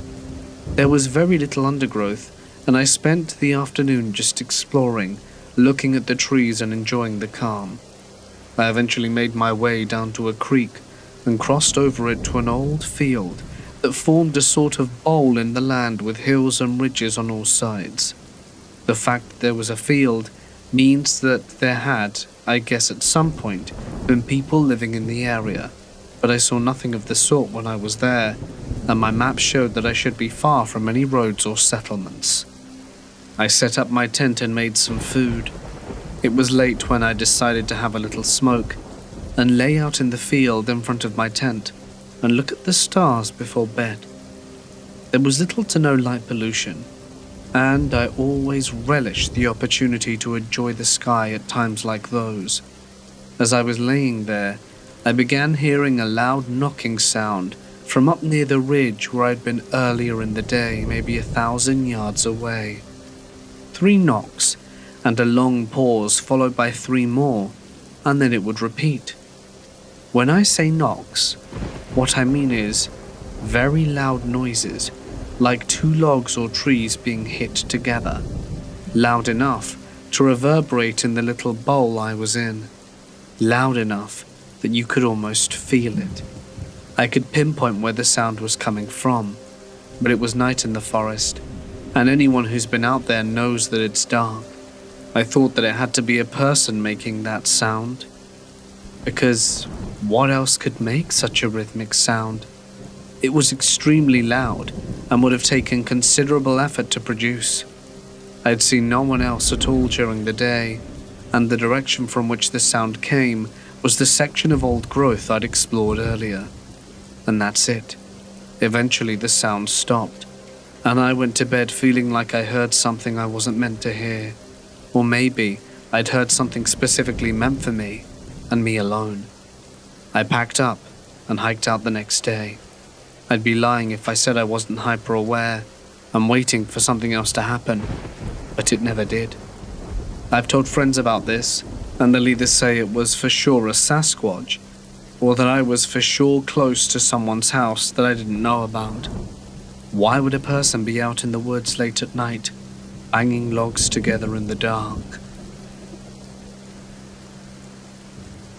We went to an apartment which was a local drug den. A female we knew called and said the male renter had been assaulted and she had to run. We got there and the door was bolted shut. I kicked the door over and over again and it wouldn't open.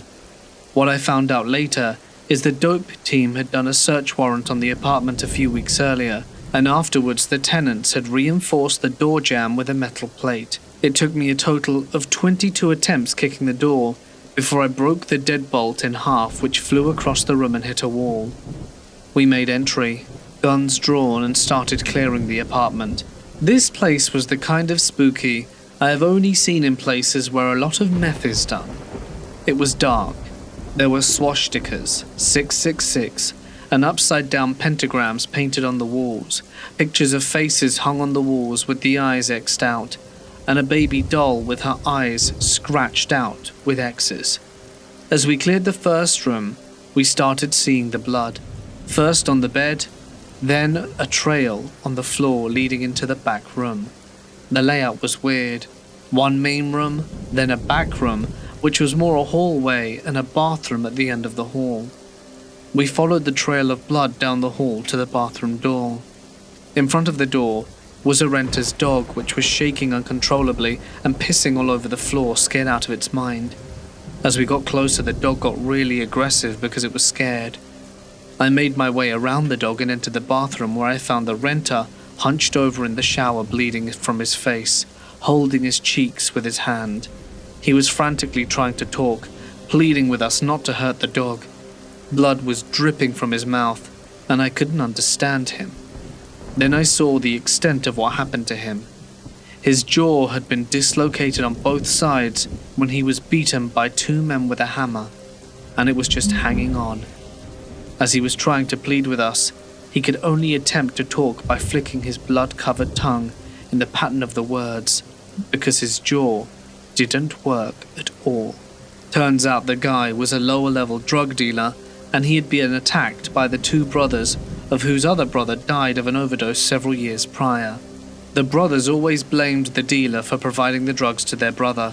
They got drunk at a bar and assaulted the guy on their deceased brother's birthday. I know one of the guys since he was released from prison, and he's actually a really nice guy. Kind-hearted, believe it or not. They just let their anger out, and it was a bit misguided.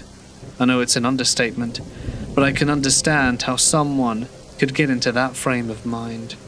The guy ended up going to hospital, and I assumed he turned out alright, as when he was released he went to collect his dog, but I don't know much more after that. I was an EMT for a while, and we got a call about someone who was riding their bike at a breakneck speed when they hit a car head first without a helmet. We went over immediately, and despite the fact it was broad daylight and we were in the middle of suburbia on a Saturday, no one even came to check on this poor guy. Seriously, the streets were empty. Usually a massive crowd gathers around violent accidents like this. His skull was pretty much smashed in and he was unresponsive. It was the worst head injury I'd ever seen. We assessed that he had a major skull fracture, a concussion, and he was bleeding profusely. He was also missing teeth and had a minor road rash, but fortunately he wasn't missing much skin. To give you an idea of how bad it was, this is the kind of injury that most people won't survive. If you did survive, you'd likely be a crippled vegetable. Normally we would have moved him off the road, but when someone has a head or neck injury, that isn't very safe. My partner, who was also training me, as I was still kind of new, went to check for his pulse while I began to unload our gear. He crouched down, felt for a pulse for a while, and then stood up and opened his mouth to say something. Suddenly the guy jumped up. He didn't use his arms to pick himself up, he just jumped to his feet. It startled the hell out of us. He looked at us, smiled, and attempted to grab his bike. We tried to stop him, but we didn't exactly want to wrestle him to the ground given his condition. He gets away from us and bolts into the woods without his bike. My partner was even more in disbelief than I was. He just stared at us where the man had run off to, mouth agape. He then turned to me and muttered, "The guy had no pulse, man."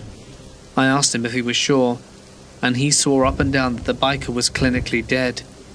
We contacted the authorities for assistance, and they sent a search and rescue team into the forest. I don't know if he was found or not, because we don't get much information about patients after they go to the professionals. Keep in mind this was in the Pine Barrens, so they had a lot of ground to cover. My best guess is that he went to a loved one's house out of confusion. But what I found odd about all this is that head injuries bleed like hell, so you'd think the guy would leave a long red trail of blood for the cops to follow. The year was 1990, and I was working in New York City as a paramedic and got pushed into this service. Let me give you a bit of context. 2 years before, at a place called the Happy Land Social Club, they received an inspection and were told that they had to shut down for building code violations for lack of fire exits, alarms, or sprinkler systems. But the fire department, being busy as it was, gave them no follow-up, and they never did so. Well, on the fateful night in 1990, a man called Julio Gonzalez got into an argument with his girlfriend who worked at the club taking coats. She told him that she didn't want to see him again, and he got angry. He went to an Amoco gas station and returned with a plastic container of $1 worth of gasoline. He hastily spread the fuel at the base of the staircase, which was the only access in or out of the club, and then ignited the gasoline. 87 people died in the resulting fire. 19 bodies were found downstairs and the others upstairs. 6 bodies were found within several feet of the front door. It was not a pleasant sight. 150 firefighters responded to the blaze, which was extinguished in 5 minutes. The guy was caught the next afternoon and was sentenced to prison, but he died within prison at age 61 of a heart attack. But taking you back to that night, the city had to borrow vans to remove the bodies into various areas for holding. Our borrowed van gave up after one of the several trips we had to take, with 4 bodies bagged in the back of the van, for another van to come empty us to the wreck so that they could take the van away. Another old Ford van backs up into ours, and we began the slow process of lifting the bags by the corners and handing your handholds to the guy in the other van so they could gingerly slide the body over.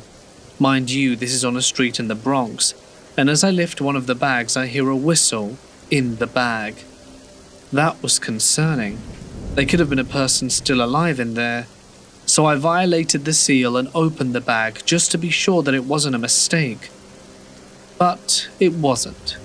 When airways meet superheated gas, the enema closes them, and as we moved the body, the air was released from the chest and through a space in a shiny gold tooth. Hence, the body whistled at me. Grills still make my skin itch to this day. This is my mother's story. I've done my best to adapt her words, though even now, my father refuses to talk about it. He gets visibly uncomfortable if anyone brings it up, his expression tightening, his hands gripping whatever's in front of him like he's bracing for something to return. It happened around 20 years ago. My parents had taken a trip to a tropical beach town, staying at a modest hotel with a small camping area out back. That night the beach wasn't empty. People were scattered along the sand, silhouettes faint in the dim light, talking in low voices, some laughing, some just staring at the sea. My parents sat together, feeling the warm sand beneath them, breathing in the heavy night air. And then it arrived. At first they didn't notice. It had been standing near the water, barely distinguishable from the shadows, but it moved in a way that was wrong. The figure was tall, unnaturally so, and wrapped in a long black overcoat that billowed slightly. Despite the absence of wind, the way it walked wasn't smooth. It was stiff and mechanical, as if it wasn't used to the motion. It didn't shuffle through the sand, it glided. My mother nudged my father and they both fell silent, watching it as it approached. It stopped abruptly, as if freezing in place, mere meters away. At that distance they could make out even more details, or rather, lack thereof. The overcoat's collar was high, nearly covering its face. What little was visible was pale and smooth, too smooth, lacking the imperfections of human skin. There were no defining features, no nose, no mouth, just 2 deep-set black eyes. And then it turned its head. Not gradually like a person would, it snapped to the side, its gaze locking onto them with unnatural precision, as though it had just noticed they were watching. My mother felt something tighten in her chest. It was looking at them but not seeing them, not like a person would. It felt like it was reading them, dissecting them. She wanted to speak, to ask who it was, what it was doing there. But before she could, it turned away and slid forwards. Not walked, not ran, slid. The thing didn't seem to touch the ground. It moved with an eerie fluid speed, gliding towards the water without a single misstep. The coat swayed, but they still couldn't see its feet, if it even had any. And in the same unnatural smoothness, it reached the water's edge and kept going. It didn't wade in, it didn't sink. It floated over the waves, picking up speed, vanishing into the blackness of the ocean. My father, the staunch atheist and skeptic, sat frozen beside my mother. Then something in him snapped. Without thinking, he bolted up and ran after it. My mother shouted for him to stop, panic rising in her throat. She watched as he sprinted towards the shore, chasing after the impossible as if trying to force it to be something real, something rational. But by the time he reached the water, it was gone. He stood there panting, staring into the endless dark. He stayed like that for a long time, fists clenched, shoulders heaving as if waiting for something to come back. Eventually he turned around and walked back, his face ashen, his lips pressed into a tight, colorless line. He never spoke of it again. My mothers looked at the others on the beach, expecting them to be just as shaken. But no one else seemed to notice. The conversations continued, the laughter, the idle chatter. It was as if the thing had only wanted them to see it. And they did. But they never should have.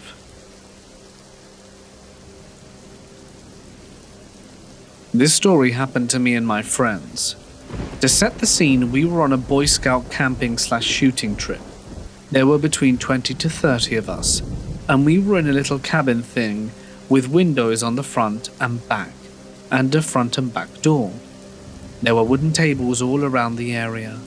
The adult cabin, with the bathroom, was about 1/8 of a mile down a gravel road in the dark. There was obviously a buddy system because it's Boy Scouts. So it's around midnight, and everyone had been telling scary stories like normal camping trips. Well, I had to go to the bathroom and ask my friend to come along. He obliged, and we got our knives, as we knew there were bears in the woods, and it made us feel safer. We went to the bathroom, did our business, and began walking back. This is where it got scary. I felt an instinctual fear. I looked to my friend, and he has the same look as me. We begin to walk a little faster and unfold our pocket knives. I then turn around and see it. It looked similar to a cat but was 6 feet tall and on its hind legs, kinda hunched over. I freaked the heck out and started running. My friend sees it too, and we sprint back to the cabin. It began making a moaning/howling noise, and it was somewhere between the two, and followed us slowly. We pound on the door and the guys let us in. We tell them what we saw and they actually believe us, so we locked the front door, but when we went to do it to the back, it had no lock. We pushed a table up against it and had a kid there with his knife for safety. We draw the blinds on all the windows that had them, one of them didn't, and sat there with all the lights on. That's when we see eyes outside the window without blinds. We're all crapping ourselves, and the thing slowly walked back to the back door. We heard it bump against it, perhaps it was trying to open it, but left when it failed. That night, we thought we were going to die, and no one slept. When the adults came to wake us, we told them and they laughed and said that we were making it up. But we knew it happened, even though they didn't believe us.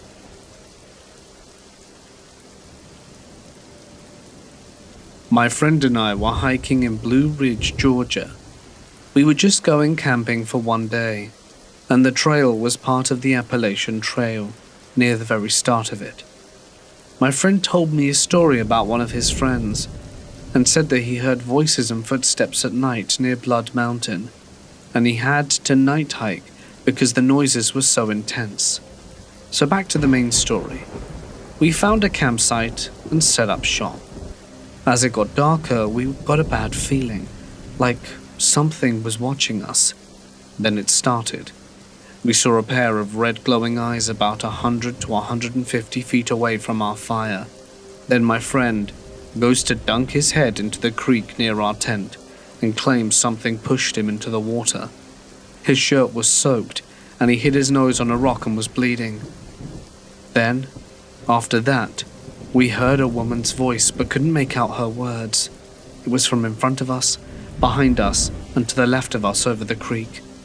It could have been a night hiker, but to the left there was no trail, and the night hikers weren't using a flashlight if they were. We also heard footsteps around us and sticks snapping. We finally just got into the tent and tried to sleep. My friend fell asleep before me, and I heard twigs snapping right next to my head outside the tent. And that's pretty much it. It's very creepy. If you decide to go camping in Blue Ridge, just know there are things out there lurking at night. I was working as a paramedic, and my station had a mental hospital in our area. They knew they weren't allowed to call us for basic transports, and there had to be an emergency. We get a call there one night for a possible stroke on the 4th floor. We knew that the 4th floor is where they kept people who were guilty of murder and rape, etc., and that a police officer would be with us. When we get there, the nurse has a look on her face that we are really about to walk into something sketchy, and she tells us that the lady won't stop looking to her left, which was her excuse for calling us and saying it was a stroke, and talking to something. When we walk into the room, she's in full conversation with something outside the window. We ask her to talk to us, and she got quiet. We load her up, and the law enforcement officer cuffs her to the gurney. When we get outside, she looks back towards the window and then quickly shoots her head to the other side and said, "It's cool how fast they fly." About 5 minutes from the hospital, she asks me if I'm worried about the ambulance because it's about to break down, and that her and her yellow flying friends are about to rape and kill us. I said no, and she started this screeching laughter that I'll never forget. The law enforcement officer was as white as snow and said nothing to her. We drop her off in the ER, come back outside, and the ambulance had cut off and wouldn't start. I went back inside to ask the law enforcement officer if he had turned it off, and they said that he hadn't walked in with us. We couldn't find him, and dispatch sent a bunch of cars out to look for him as he wasn't at the hospital. They found him sitting in his cruiser back at the mental hospital, and he couldn't remember how he got there. To this day, I really think her and the law enforcement officer saw something. When I first joined the police, during our first 2 days of training school, we had this lecture from an officer who had been in the force a long time, at least 20 years. He told us some of his weird experiences while policing. He said he'd been out on patrol in a car when they got a call to an abandoned house. He got there and it was a big house, sort of isolated. They knocked on the door and no one answered, so we went to open the door and it was unlocked. He walked in. The house was empty, no people, no furniture, no possessions, completely vacant. He looked around and found no one there, but then he looked upstairs and thought he saw someone move. He went upstairs. It was a really big house with a long hall upstairs, and when he got up there he saw someone going to the bedroom right at the end of the hall. He followed the person there, calling out as he went. Again, all the other rooms were completely empty, even of furniture. When he got to the room, he saw the person going in, and he found it completely empty. No one was in it, and nothing was there apart from a long mirror. He walked into the room and looked into the mirror. He told us he saw something in the mirror that he said has haunted him for the rest of his life. He said he wouldn't tell us what he saw, and said he'd never tell anyone, but that it terrified him. He turned around and left the room to leave, and as he walked down the hallway he saw that all the rooms were now filled with furniture. No one was there still, but the house no longer looked abandoned. He said he left the house that day, never knowing what happened or who had called the police, but was absolutely positive of what he'd seen. He was completely serious, and it was obvious that he really believed in what he'd seen, and it gave me chills down my spine when he was telling us. I've never forgotten it.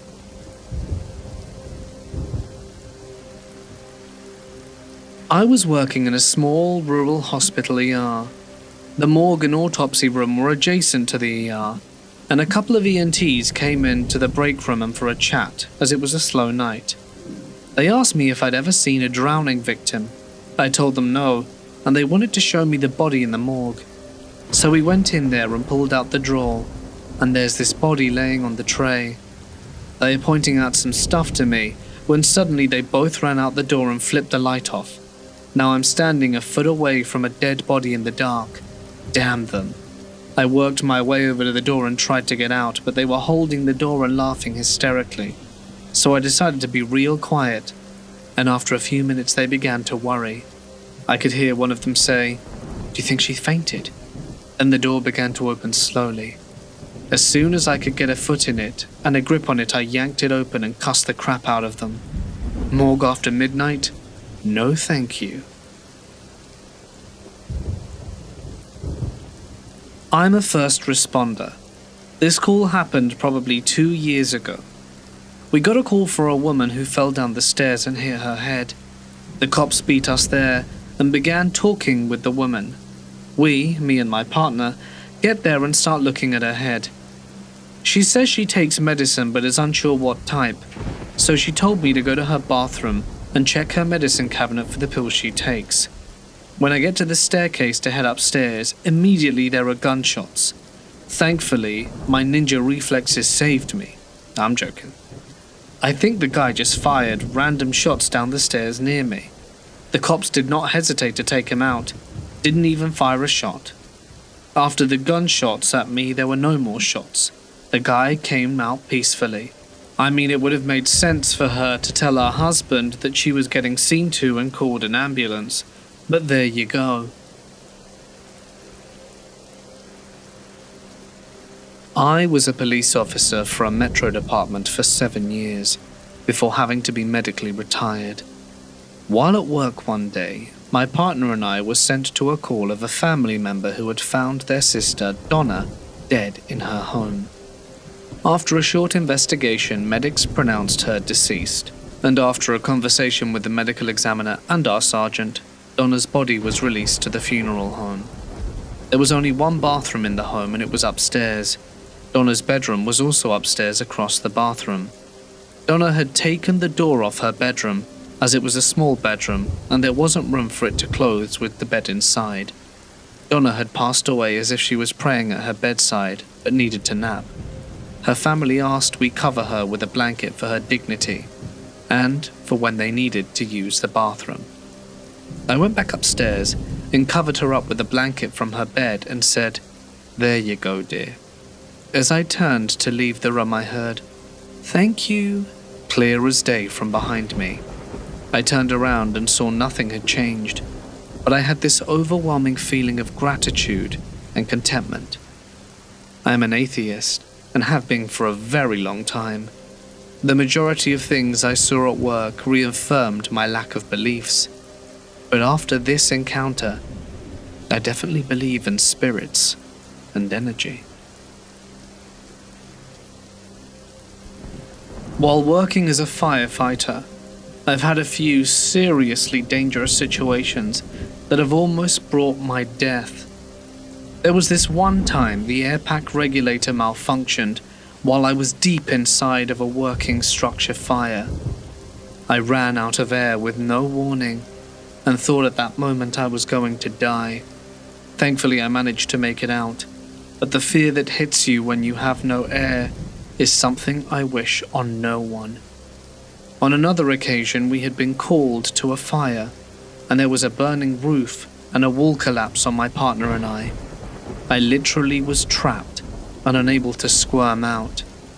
The intense heat pressing down on me, and my oxygen quickly depleting as I waited to get dug out. I was pretty sure at that moment that I was about to get roasted alive and saw my life flash before my eyes. I was very lucky to have made it out of that one with my life. It's been many years now, and for context, a cenote is a sinkhole where people can go swimming.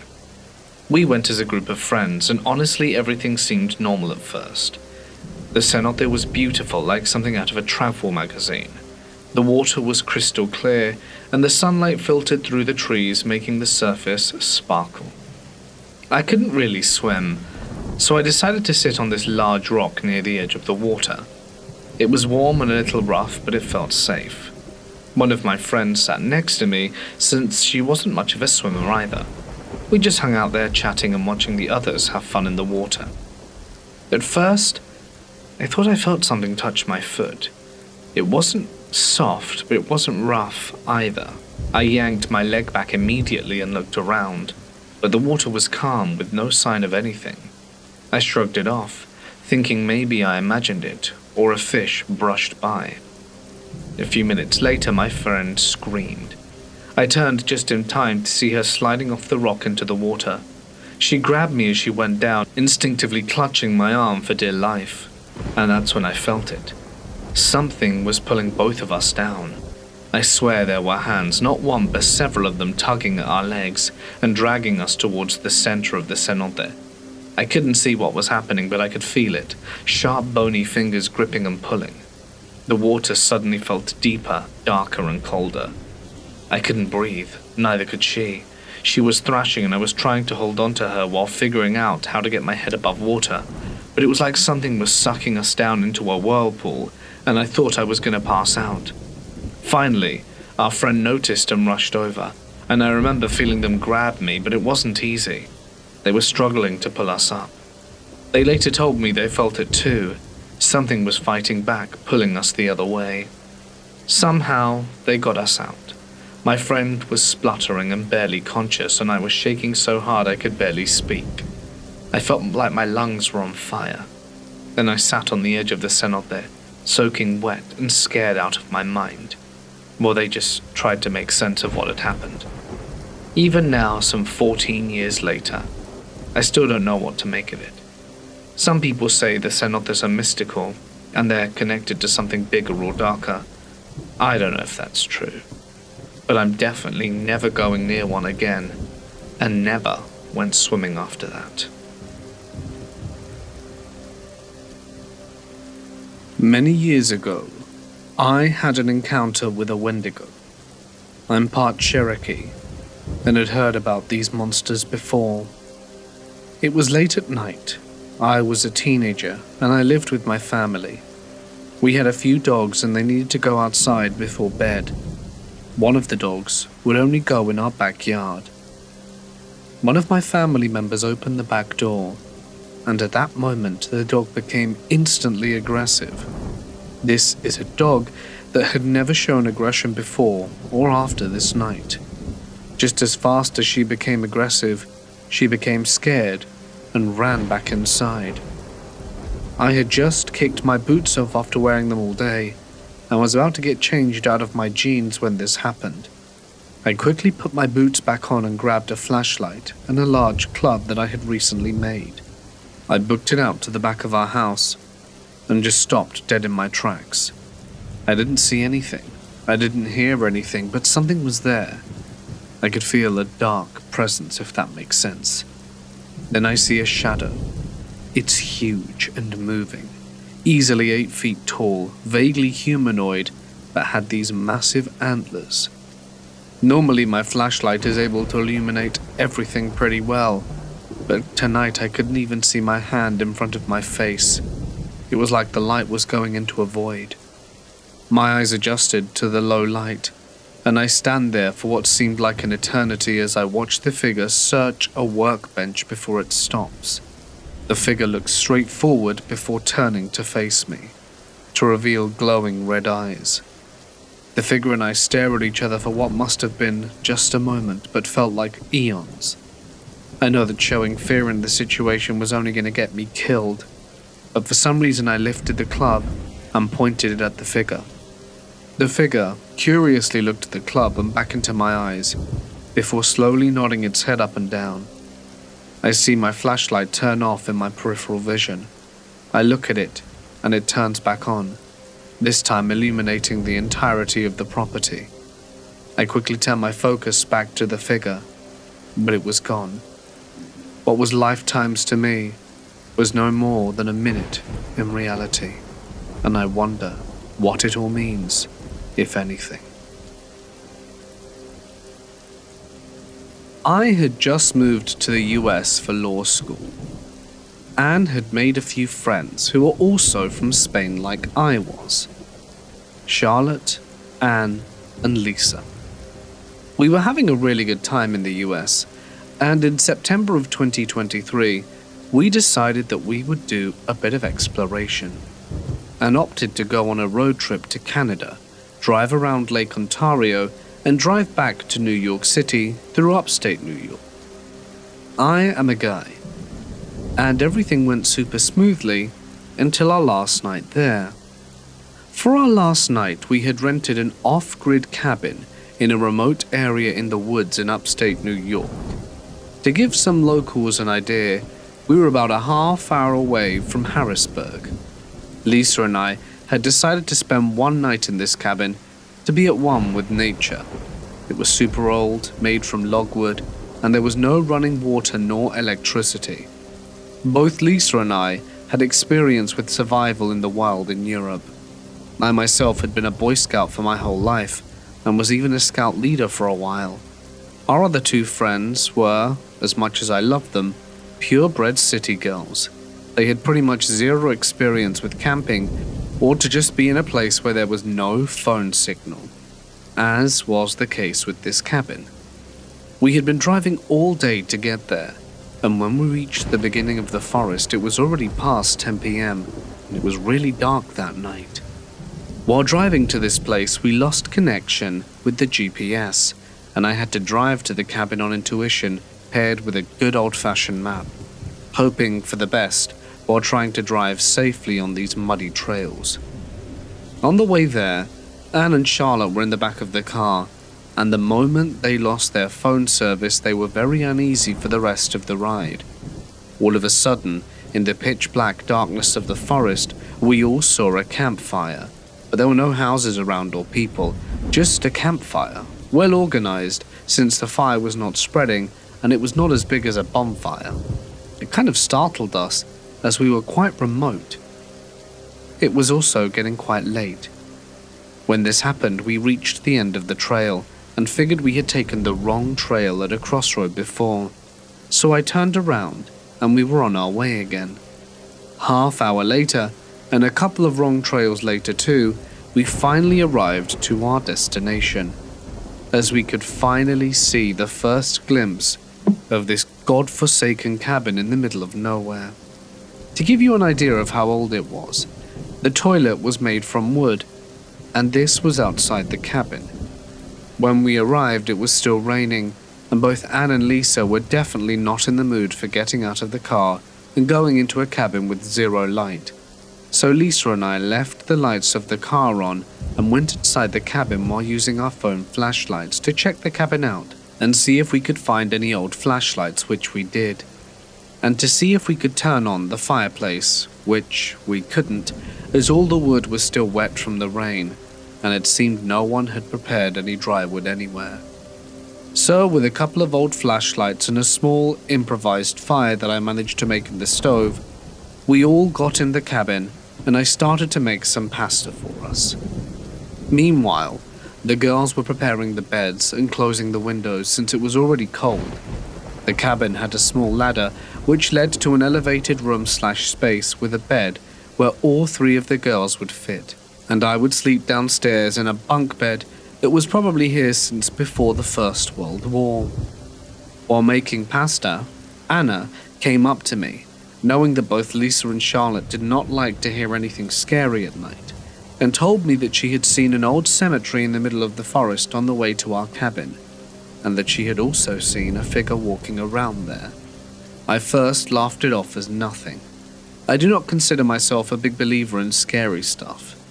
Being from Spain, we take promises very seriously, and to swear to God is a very serious oath for us, and she swore to God that she wasn't lying. I told her then that I believed her, but there was no need to panic, as I would lock all the doors when we went to sleep. We had some pasta, some s'mores, and each had a beer. Then I decided to have one or two more. The girls were getting kind of tired, so they went up to bed. And I, with my last beer, decided to just sit outside and watch the rain, as I do deeply enjoy listening to it. So I sat myself down with my beer, and the lovely sight of not seeing a single light in the distance. I could greatly appreciate this coming from New York City, and I just scanned the area around with my flashlight. There was nothing much really to see beside a lot of trees and a small creek a little further away. All I could hear was the wind, the rain, and the running water down the creek. That was until I suddenly heard what I would describe as a weird roar. The first thing that came to my mind was a bear, but I had researched well before our trip and knew that bears were very uncommon in this part of the state. I also knew that a bear roar would not sound like this, except for the fact that it was quite deep. I was startled, but not very scared. I continued to scan the rest of the forest as far as I could see from the porch. It was then, at that moment, that I caught a glimpse of a figure. It was hidden deep within the tree line. I was looking at it. It was at least 6'4", and it was hidden well with brown fur, blended in with the trees in autumn. And I saw two eyes glinting from the reflection of my flashlight. I wasn't entirely sure what it was at this distance, but it was not a bear. It was bipedal and had rather long arms. We looked at each other for probably no more than 5 seconds, but it felt like an eternity when it vanished behind a tree, and I heard another roar. It was then that I got goosebumps and all the hair stood up on my body. I was very scared. That was the catalyst for me to go inside as quickly as I could, lock all the doors, and close every curtain. I quickly went to bed and told myself that surely it was just my exhausted mind, and after an hour or so I calmed down and finally fell asleep. The rest of the night was uneventful, and the next morning when I went to relieve myself after having drunk beer the night before, the weather cleared and it was rather sunny, and as far as I could see the forest was calm and beautiful, with no sight of any animal or anything abnormal. We had a nice breakfast that morning and left for our way back to the city that never sleeps. And so ends the story of that night. I never talked about what I saw that night because I know all 3 girls would not want to hear it, and I figured after these months that it was best to share it here. If anyone has any idea what it could have been, feel free to enlighten me, especially if it's backed up with rational reasoning. This happened about 3 years ago. I got dispatched for traffic control by a fellow company for lines down on a high traffic road. It's about 7:30 a.m. We got on the scene and see a big-ass wire hanging smack dab in the middle of the road. What we don't realize was that there was a big-ass triaxle logging truck laying in the ditch 20 feet away that we passed driving on the scene. At first glance on arrival, I literally said, "Looks like the neighboring company has a big-ass tree down." Nope. What it was the truck was covered in logs. Somehow the driver survived and was walking around. That 7:30 a.m. call wasn't finished till 4 p.m. I missed my college classes and was almost crushed and/or ran over several times while running traffic due to a member's call, whom I still want to punch square in the lower jaw. I am a firefighter, and I took a small team to the rear of a home that was fully engulfed in flames. I kick in the door and kneel down into the corner. I start hitting the fire across the room when my right side got hot. Turns out I was leaning against a couch that lit up quickly, but no one else could see because of the smoke and the wall between us. So naturally I turned my attention to it and put it out. It was about that time I feel a tap on my shoulder and one of the guys was saying to hit the ceiling. I had almost instantly become engulfed, so while putting it out, some ammunition across the room started popping off. We decided to pull back out, and I was the last one to exit, and what was left of the ceiling collapsed and almost crushed me. And that was the time that I nearly perished on the job. Being a firefighter is not for the faint of heart.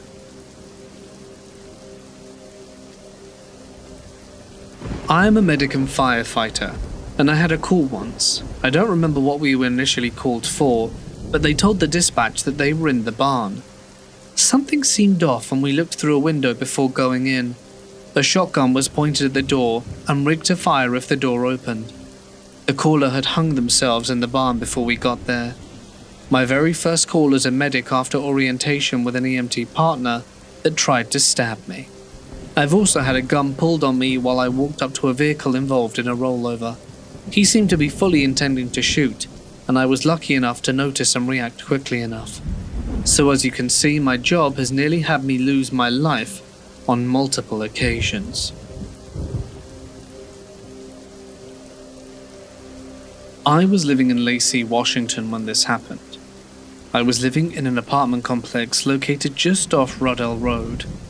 The road has a nasty curve, not far away, that was prone to car accidents, especially at night. Some serious, while others fatal. One evening while watching TV in the living room, the power suddenly flickered and then blinked out. Seconds later I could hear the sound of a car crashing on the main road. In the silence that followed, I decided to put on my shoes and black trench coat and run up the road to see if anyone needed help. When I got to the road, I immediately looked to my left where the infamous curve was. There in the small stand of trees that lined the road was an overturned car. From what I could tell, the car had taken out a power pole on the other side of the road before careening into the small stand of trees, coming to rest on its hood. Next to the car, there was a small yet thick crowd of people standing in a circle. I jogged over, having to practically push my way through the crowd to find out what they were silently staring at. At the center of this macabre crowd is a young woman. She was moaning and writhing around, eyes wide with terror and wet with tears, as she kept scanning the crowd of silent observers, pleading for help with her gaze. I dashed in, knelt down beside her and grasped her left hand. The crowd took a collective step back, and then I suddenly remembered the story from my childhood. My stomach sank. These were them, the people. You see, I once read a young adult book series called Scary Stories to Tell in the Dark that as a child I would often check out from the public library. In one of the books, there's a particular story by Ray Bradbury called The Crowd, which is about a man who ends up in a car wreck. After being dug out of the car, he finds himself surrounded by a thick crowd of people silently watching. They don't move or speak, they just stare down at him. When the paramedics arrive, the crowd vanishes. This was the only story in the series that truly frightened me. Little did I know that years later, this story would prepare me for my own real-life encounter with the crowd. As I looked upon them, it was real. It was all around us, and I felt like I was keeping this crowd from coming closer and doing who knows what. "Just look at me. Just look at me," I said, trying to push my fear down. To my relief, her eyes flickered to mine, and I told her, "You're going to be okay. You're going to be fine. Has anyone called 911 yet?" There was no response from the crowd. I quickly fished my cell phone from my pocket and dialed it myself, one hand on the phone, the other on the woman's hand. It was an agonizing few minutes before the paramedics arrived, and I kept speaking to her, both to calm her and myself, while simultaneously looking up at the people. When the paramedics finally arrived, the crowd abruptly vanished, exactly like in the story. I didn't let go of the woman's hand until I was literally a shoulder width from the paramedics. At that point, I walked back to the sidewalk and looked around. There were only a few neighbors at the opposite end of the street watching what was going down. Other than that, the street was deserted. I shuddered, looked at the woman one more time, and then ran back home.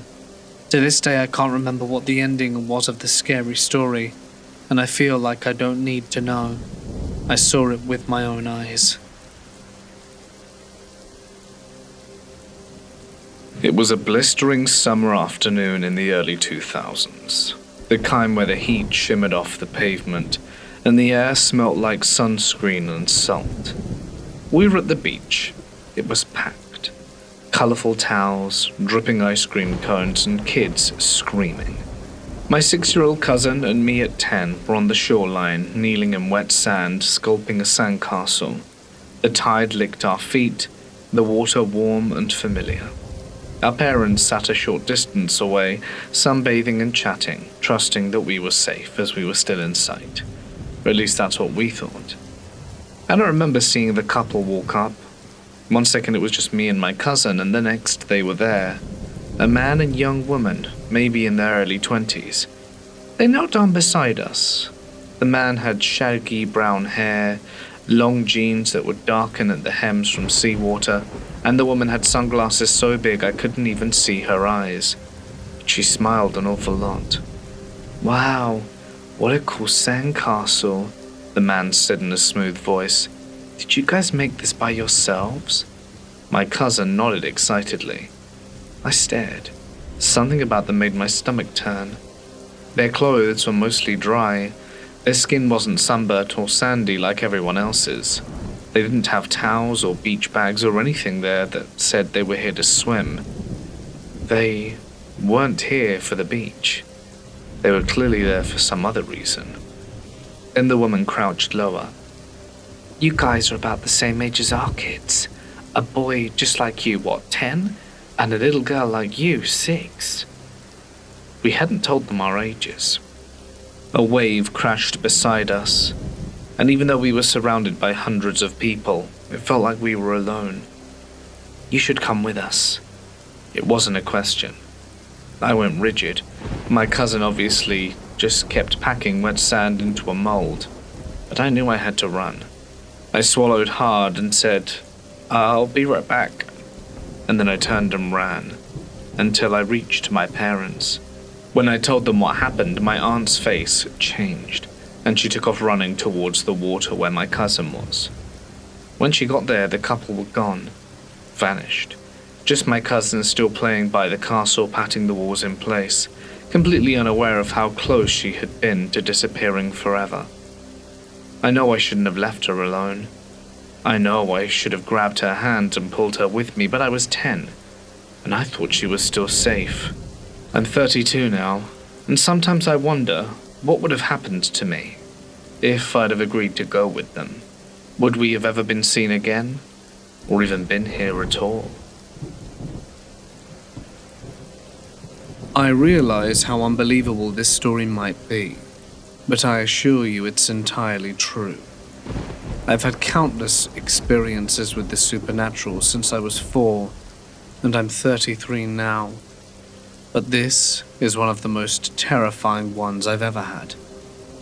I had an experience with what I believe to be a Wendigo this fall in early October in northern Minnesota in a state forest, very close to, if not on, a reservation. I've always heard that speaking to them can draw them to you, but I hadn't thought of or listened to any Wendigo stories any time close to my encounter.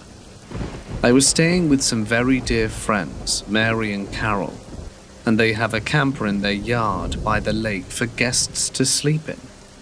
I had walked down to the camper from the house with my miniature dachshund, Ebony, around midnight, and found that I needed to set some things up, primarily the heater. By the time I was done getting everything in order, it was about 1:30 a.m. I never thought to lock the door because really I figured I'm in the middle of the woods, so there was nothing to worry about. But I was wrong. I had to close the curtains, and I was having trouble falling asleep because my anxiety was going mad. Mary and Carol's dogs were barking outside, and their geese wouldn't stop honking. Ebony, who usually sleeps under the covers, was sitting on my hip while I laid on my side, and I could feel her turning her head back and forth like she was trying to track something outside. I tried tucking her under the blankets to calm her down, but she kept returning to her perch on my hip. I have no idea how long I laid there, perhaps 40 minutes, when all of a sudden I heard Mary's voice outside the camper. "Anyone in there?" And then I heard a sound that sounded like claws dragged down the side of the camper. I almost called back when I realized that number one, she and Carol were both asleep by now, and two, Mary knew I was there. She wouldn't ask if anybody was there. That's when I noticed everything had gone absolutely silent outside. The dogs and the birds had stopped carrying on. The gusts of wind had even stopped. It was the kind of silence you hear about in horror stories, how the woods go mute when something evil is in the area. Then another thought hit me. Ebony would be losing her mind and barking at the door if it had been anything human. She was frozen on my hip, dead quiet and shaking. I dare not move, but I was really starting to have to pee, and I remembered that I hadn't locked the door. I have no idea how long I laid there, debating whether if I should get up to use the restroom and lock the door, but it felt like an eternity. In reality, I guessed it was maybe 10 to 15 minutes. I thought it may have been a skinwalker at first, but remembered they don't mimic the voices of your loved ones to lure you out into the woods. Wendigos, however, do. I knew these creatures, demons, whatever they are, can lure humans out of their abodes, and if they make contact with you, and everything was screaming in me to make sure I didn't look outside. I made doubly sure I didn't look through any cracks in the curtains as I walked softly to the front of the camper, and very slowly turned the lock, praying and holding my breath. I made sure to keep my eyes away from the windows as I crawled back in bed and pulled Ebony close as she finally stayed under the blankets. I snuck a peek at my phone for the first time before I laid down. Figured it had to be close to 3 a.m. It was 2:30. As soon as I laid down, the wind kicked back up, and Mary and Carol's basset hounds erupted into howls, and they came running down to the camper, and a little way away into the trees, the geese started their noise again.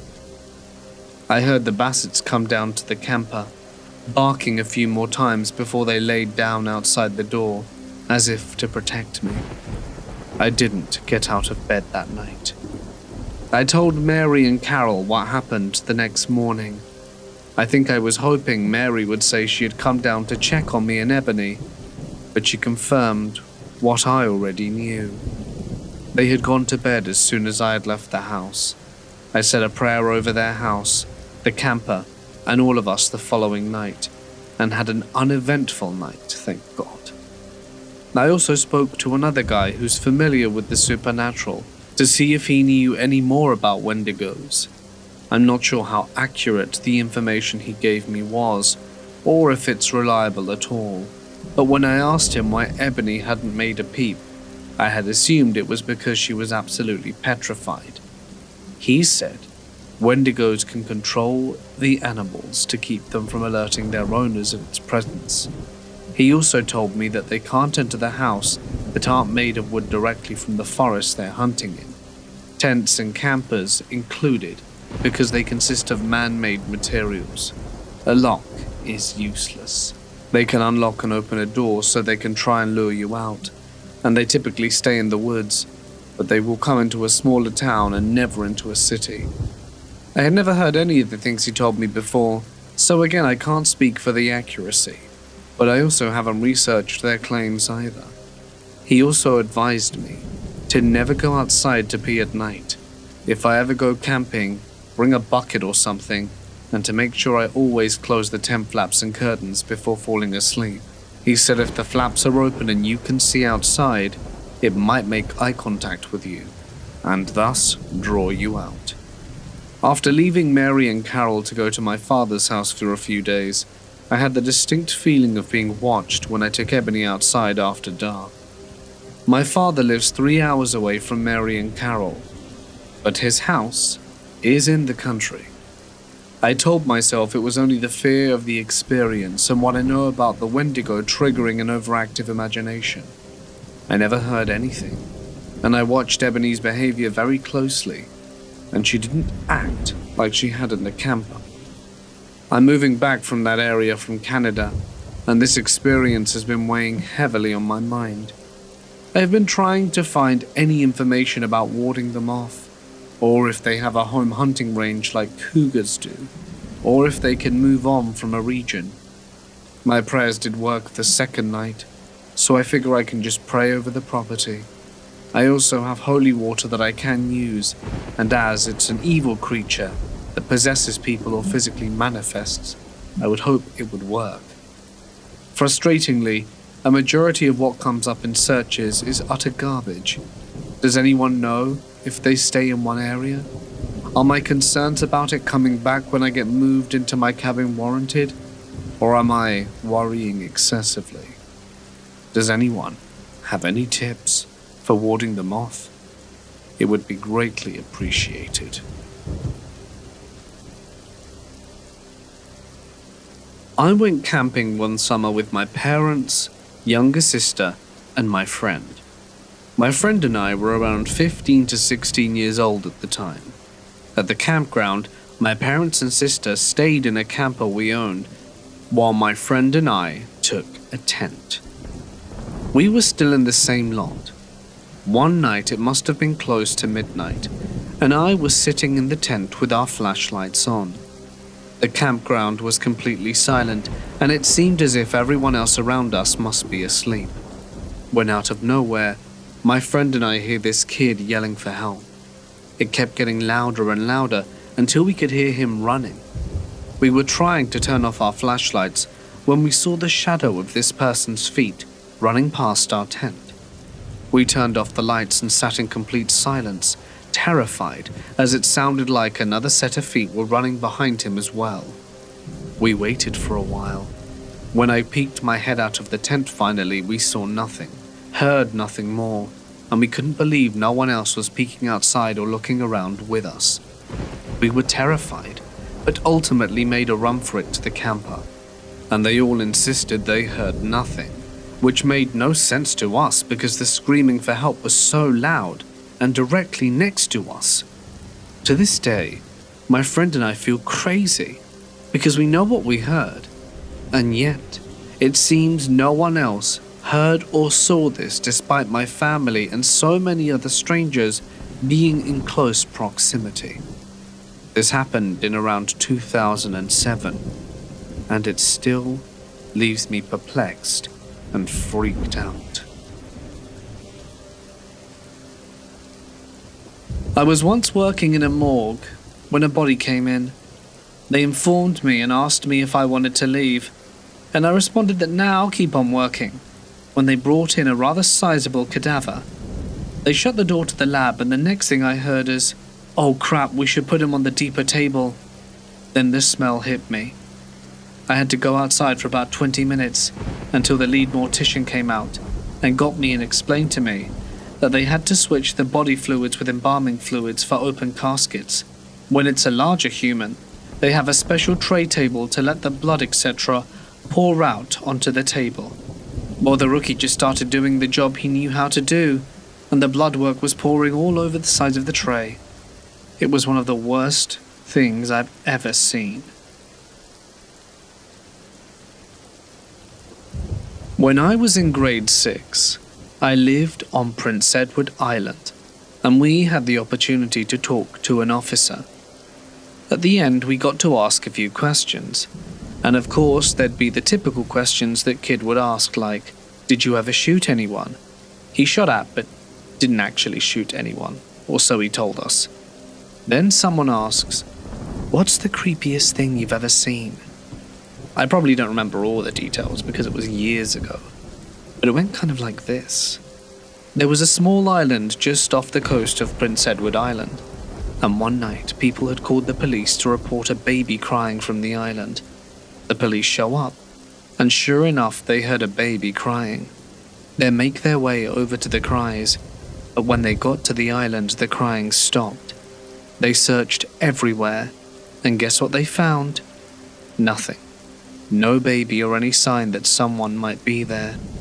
They started to leave the island, and immediately the baby starts crying. Of course, they go back and it stops.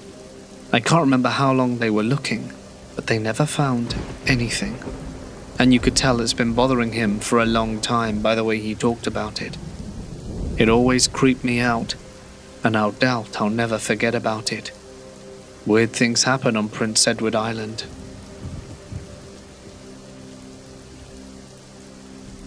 I've only been an EMT for about 6 months. I had someone I had known for years walk up to me and say, "I don't feel well," and drop. Unresponsive to pain, breathing getting slower and weaker, no team to support me, and no prep time on my way to the scene or anything. I was pretty shaken afterwards, but it made me realize that the training works. By the time the ambulance responded, which was just a few minutes away, I had blood pressure, oxygen, blood sugar, and had him on oxygen while monitoring the breathing and getting ready to start bagging him. While this was a bit scary, it also gave me a lot more confidence in my abilities.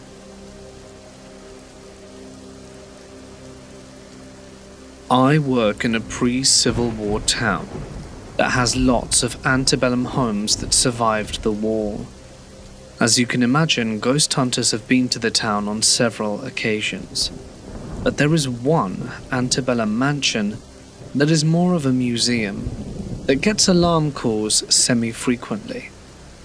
Every time we get a call about the side door opening, we have to go and check. And when we do so, not only do we find that no one has ever trespassed, but the most unsettling thing of all is that every cabinet door and drawer in the kitchen is always open, every single time. We've spoken to the caretaker about it on multiple occasions, and he says that it's been happening since he started looking after the place 30 years ago. Because as you probably suspected, those drawers and cupboards were definitely not left open before we got there. Now, we don't clear the place without backup.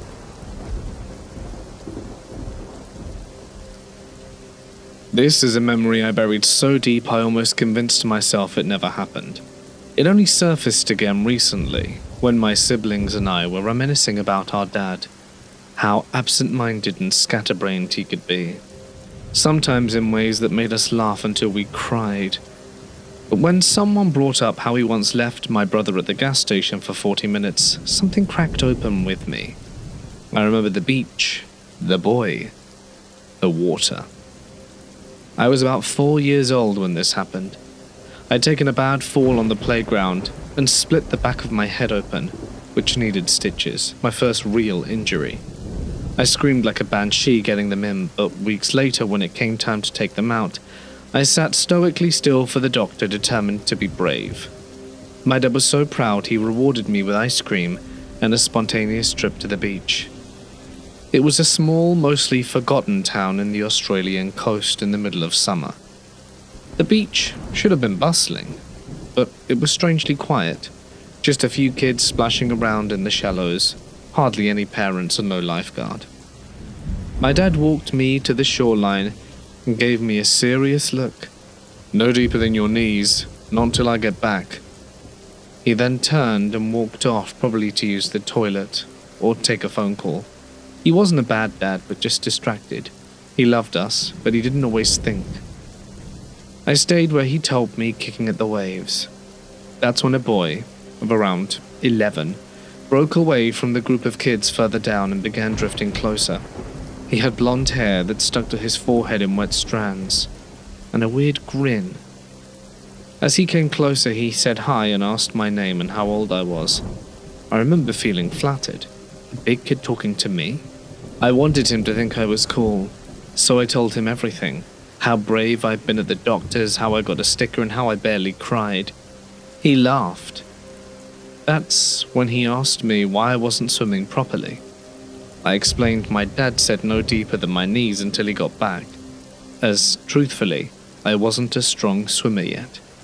He leaned forward. "It's okay, I'll teach you. It doesn't count if someone's helping." I hesitated.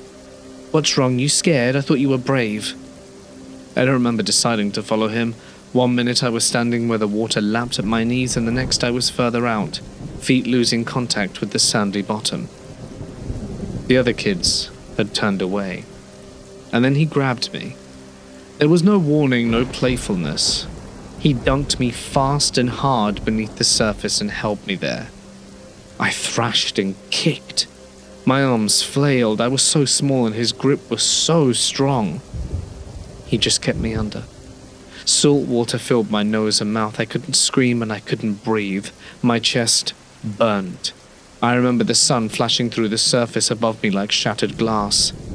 I fought for as long as I could until he let go. Suddenly I was being hauled up out the water, coughing, choking and screaming. My dad's arms clutched me against his chest, water pouring off both of us. His face was twisted in this terrible mix of confusion, fury and terror. He held me like he didn't know how to let go, patting my back while I coughed up more and more water and wailed onto his shoulder. By the time I could speak, the boy had gone. The beach was nearly empty. The other kids had scattered. My dad wrapped me around in his shirt and sat with me until I stopped shaking. Then once I was calm enough to sit upright, he started driving around. For hours, we searched.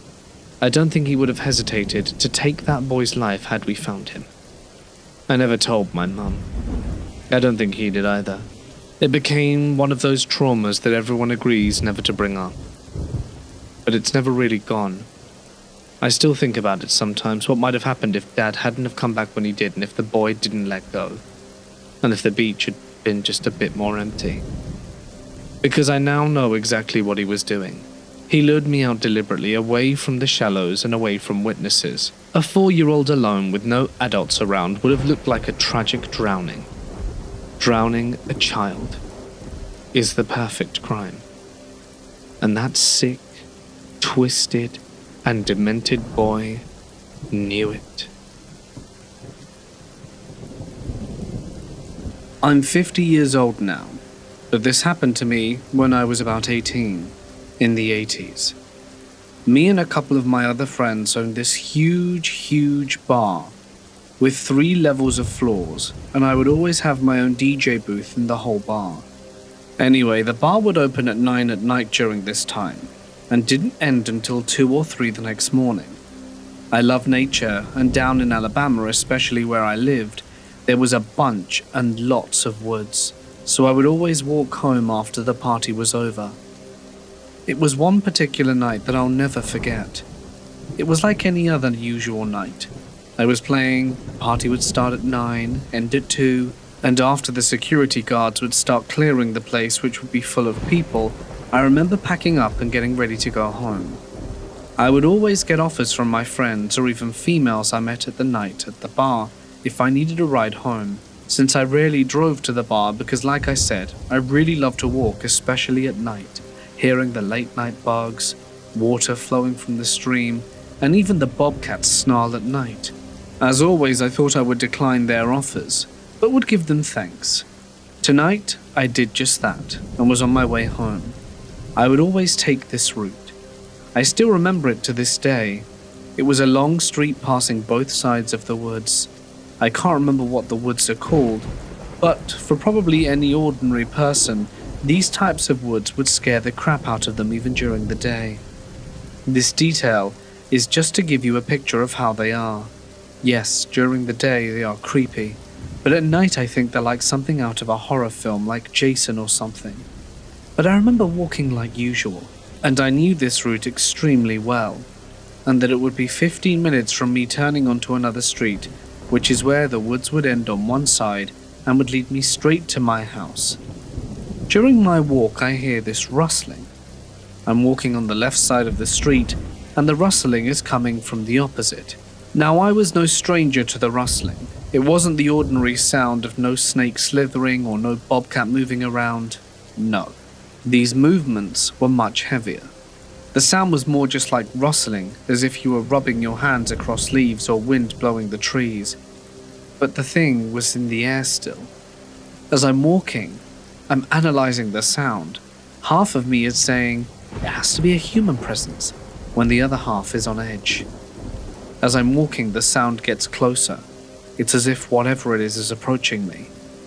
As the sound gets to a certain point, I start to turn my gaze that way, and I kid you not, whatever this thing is, had the trees moving like they were on the verge of falling over.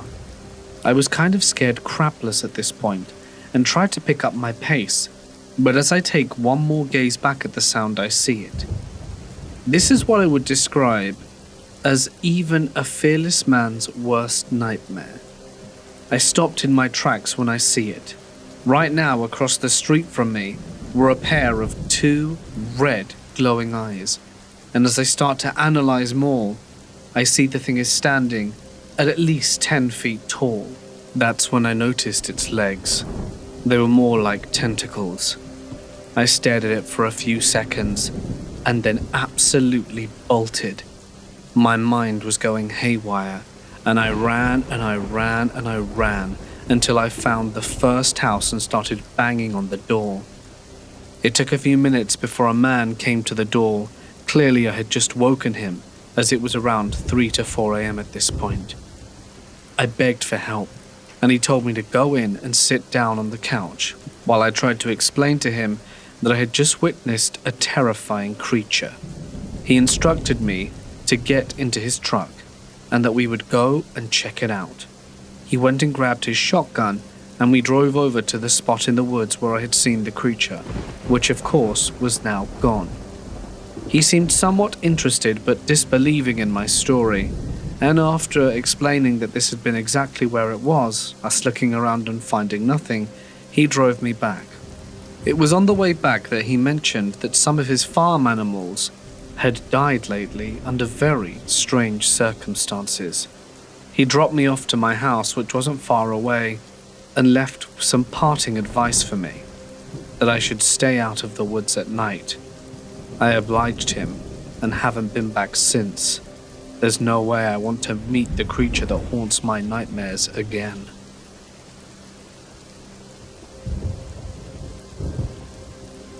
My family lives at the bottom of a mountain and owns 25 acres.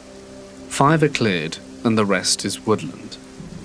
I have the back of an old decommissioned ambulance that we set up not far from the trailer so that I can run electricity and internet to it. Now, this is when I first started sleeping out in it, and a friend and I had done so at the time. Both of us were 16 and having a sleepover inside it. Unsure what time it was, but it was still pitch black outside when all I heard was a deep voice, far too deep for either of us, say, "Hey, hey," a few times. The first one sounded like it was outside, but the second one sounded as if it was inside with us. I rolled over and saw the friend fast asleep, eyes fully closed. I honestly thought I was dreaming because I was half awake. Nope. I mentioned it to my friend, and he said that they had heard it too, but just in a different time of night. And when they'd looked at me, I was out cold, eyes fully closed. Would it be a crackhead uttering nonsense through the windows that have screens on them, which we had slightly opened because of the summer nights? Or perhaps a person who died in the ambulance, but whose spirit hasn't moved on yet? I'm unsure, but it certainly left me with a lingering sense of dread. My dad and stepmom were screaming at each other so loud it could have shaken the walls. Their arguments were exhausting and way too frequent. So that weekend, my dad packed my older sister and me into his truck and drove us a few hours south to my uncle's house. On our last day there, my dad took us to a decommissioned Navy battleship, now a rusting tourist attraction. I'd never been on a ship before, and I remember being fascinated. The steel corridors, the claustrophobic sleeping quarters, the greasy smell of old machinery. It felt like a haunted house built for war. Somewhere along the way, this man appeared. He was just there suddenly, standing near the entrance to one of the long corridors. Older, scruffy and unshaven, wearing saggy khaki shorts and a stained white shirt. He started talking to my dad. My dad, always polite, always sociable, humoured him. He didn't seem threatening at first.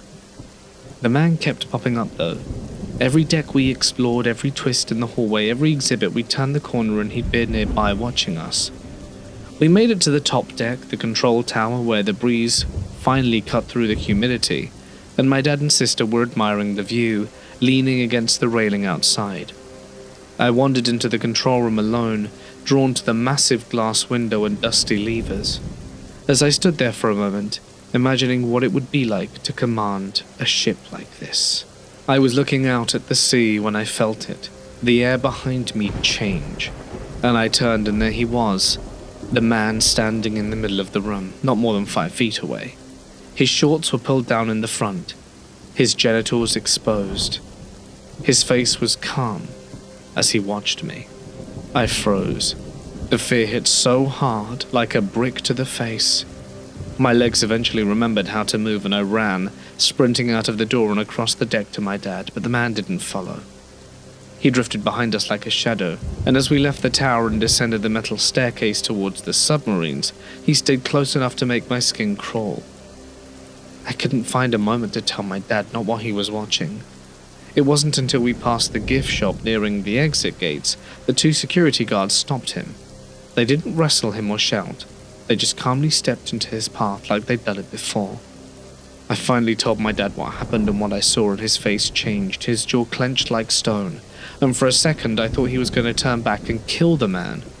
Instead, he stormed over to the nearest staff member, a young woman in a polo shirt, and told her what happened. Her response? A sigh. "We've had other complaints. Same guy. Cops are on their way."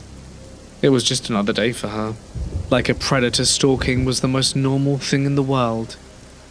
We never set foot on that ship again. We still drive past it sometimes on the way to my uncle's. It looms in the harbor, frozen in time. And every time I see it, I wonder how long the man had been following me for before I noticed. This happened in Pennsylvania, in the Allegheny National Forest in 2009. It was when the National Rainbow Gathering was there, and I was hitchhiking the East Coast at the time, and I made my way there. I ran into a buddy I had met in Florida a few months before, and she was there with a friend, so they adopted me and I camped with them. Me and Anna decided to camp alongside the main trail to get away from all the thousands of hippies. The main trail goes from a camp, the parking lot, to the main circle in the heart of the gathering, and it's a few miles of trekking, so we were just there alone besides the main trail traffic. It was dusk, and we were having a heavy talk about spirituality and whatnot, when we decided to go down to the main circle to get some food. We were standing up and I began to stomp out the little twig fire we had, when Anna said, "Do you hear that?" I stopped and listened. It sounded like someone was walking in the forest towards us. At this same moment, some people on the main trail had stopped and were smoking cigarettes and were talking amongst themselves, oblivious to us. Me and Anna listened to those footsteps quickly moving into view, but we could see nothing. The footsteps kept going, and there was nothing there. My mind was misfiring, trying to figure out what the hell that was. We could actually see the footfalls of twigs snapping and leaves moving. Whatever it was, went right up to the people on the trail and seemed to slow its pace like it was checking them out. They were totally oblivious to this, talking to each other in a circle. Then it just came right up to me and Anna and slowed down like it was checking us out. I wasn't scared, just confused and frozen to the spot. The entire time, Anna was fumbling with a keychain. She had millions of things attached to it, and finally found this little flashlight and shone it and said, "Hey." Whatever this thing was feet away from me, and it bounded up the hill very fast. If I had wanted to run after it, I couldn't have. It was really fast, and Anna and myself took off down the hill totally spooked. To me it sounded like a child speed walking, if that makes sense. The steps were short but almost robotically fast. This really happened, and Anna would refuse to talk about it after. She was totally freaked. I had to go back up and pack up the camp. I really wish I knew what that was. This is a story of a close friends. They were camping as a family, mom, dad, and two small girls in Washington state. They hiked up into the mountains for 10 miles before setting up camp. Everything was great, until about an hour after dark when they heard footsteps coming up the trail. No lights, just walking steps. The footsteps stopped outside their tent. My friend's spouse unzipped the tent to see who it was. There was a nearly naked man with wild hair and a huge beard standing outside staring back at him. "Zipping the stats?" is the only thing he said to them when they asked him anything. My friend started freaking out. Why is a nearly naked man trying to get them to zip stats? What stats exactly? How does one zip a stat? It was too far to hike back to the car in the dark, so they zipped up the tent and basically stayed awake all night while the man sat near their fire pit. At first light they repacked and hiked back to their car. The man followed them most of the way. They didn't see him do any drugs and he had nowhere to keep his stash since he only had on a fancy loincloth. About halfway to the car he vanished behind them on the trail. They hoped they could put the incident in the past and forget about it, and they almost could, until they got to their car and saw that someone had written in soap/chalk, "Zip the stats," on every window of their car. This all started when I was around 12. My sister, father and stepmother at the time, and her two daughters, were camping. We had only been there for a day and everything was fine. Then me and my sisters decided we were going to go to the stream by ourselves. My father gave us a walkie-talkie so that we could keep in contact while we were gone. Now the place we were going to was surrounded by bush, and to get there you had to go down a little path through it. We spent a while with our shoes off and splashing in the water when Jade said she could see someone standing among the trees. We all looked and saw a figure. It was dark, but you could tell it was in the shape of a man, but you couldn't see the face. We stared at it for a few seconds before it disappeared. We forgot about it and kept playing in the water, but I felt a little uneasy. A while later we all looked back, wanting to know if he was still there, and he was. Everything was silent. I could hardly hear the rapids in the little stream. We stopped looking. After about 20 minutes we headed back to the campsite. My sister lingered behind and I was about 20 meters ahead of them, but we couldn't see each other. I heard a twig snap behind me and I turned to look, assuming they had caught up to me. Nope. I turned to see the tall, dark figure literally a foot behind me, so I started running. The whole time I could feel him close behind, and I ran as fast as I could until I was out of the open campground. He was gone. My sisters came out not long after, and I told them what happened. I asked, but none of them had seen him behind me. They were too far behind, and the path was windy, so they were around a corner from me most of the time. Throughout our camping trip, we didn't see him around as much, but occasionally would see him just standing there. Fast forward a few years and we go back, with my father's new girlfriend and her daughter Stella. I can't recall this trip as much, but I know for a fact Stella saw him too. 3 years ago I started seeing him at my house, just anywhere and everywhere really. One day I was out in the backyard, and I started to lean down to pat my cat when in my peripheral vision I saw him right behind me. I looked at my cats to block him out, and as I do, I feel a hand grab my hair and tug. I immediately spun around. I now live with my boyfriend and can't say for certain if I've seen him again, but sometimes I see shadows move behind me in the reflection of the TV, and when I look, there's nothing there. I try and chalk it up to being a trick of the light, but I did hear something recently. My boyfriend's alarm went off for work, waking me up too. He switched it off but laid in bed a bit longer. I was awake then, facing my boyfriend's back, one eye closed as it was smushed against the pillow. And suddenly, I kid you not, I hear someone whisper my name in my ear. It was so clear, and I could even feel a cold breath on me. I sat up and said to my boyfriend, "Did you say my name?" He looked confused. He was just sitting there playing on his phone. No, he hadn't. I believed it was a female voice. I'm not sure if this relates to my experience, but I'll add it here anyway, as I'm dying for an explanation. My great aunt was in a dire difficulty during labor many years ago, so her husband and brother left to get a doctor. When they arrived back home, my great aunt was all cleaned up, the baby in her arms swaddled, and her baby and room cleaned up too. The husband and brother were dumbfounded and asked what happened. My great aunt said the midwife arrived a few minutes after they left. They hadn't managed to get a doctor or midwife, so questioned her. She stated that the most lovely woman with the longest plaited ponytail down her back helped her. Her brother went white and went home. He came back the next day with a picture, and my great aunt confirmed, "Yep, that's her. Send my regards, please. We have to get her a gift."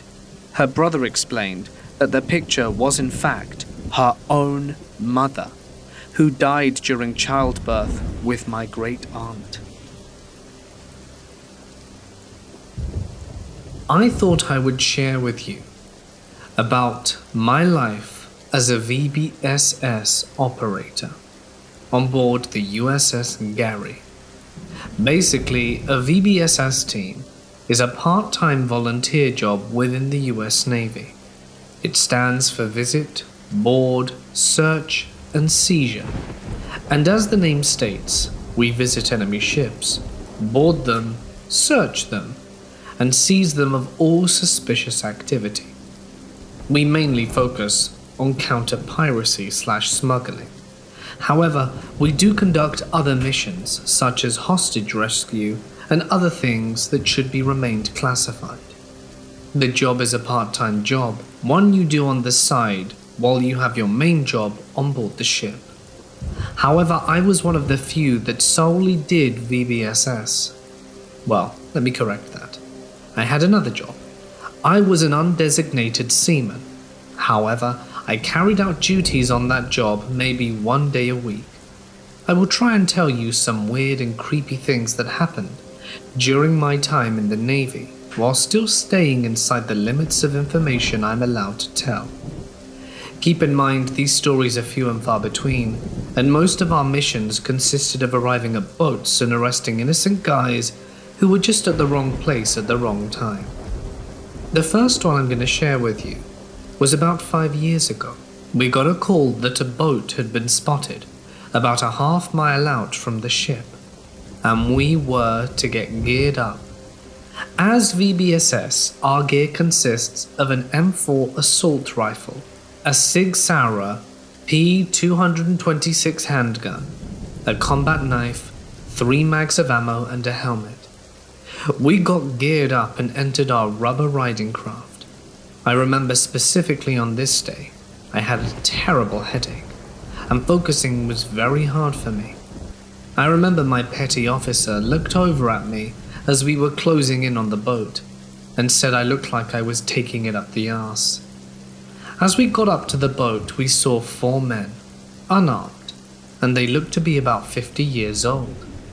After realizing they weren't a threat, we just handcuffed them, and my teammate asked them what they were doing this far out at sea. The man responded that they were running from the Powerful One. We didn't know what the hell they were talking about, so when we asked them for further information, one of them said they were just on a fishing trip yesterday off the coast, and a fog came over them, and the Powerful One teleported them here. Okay.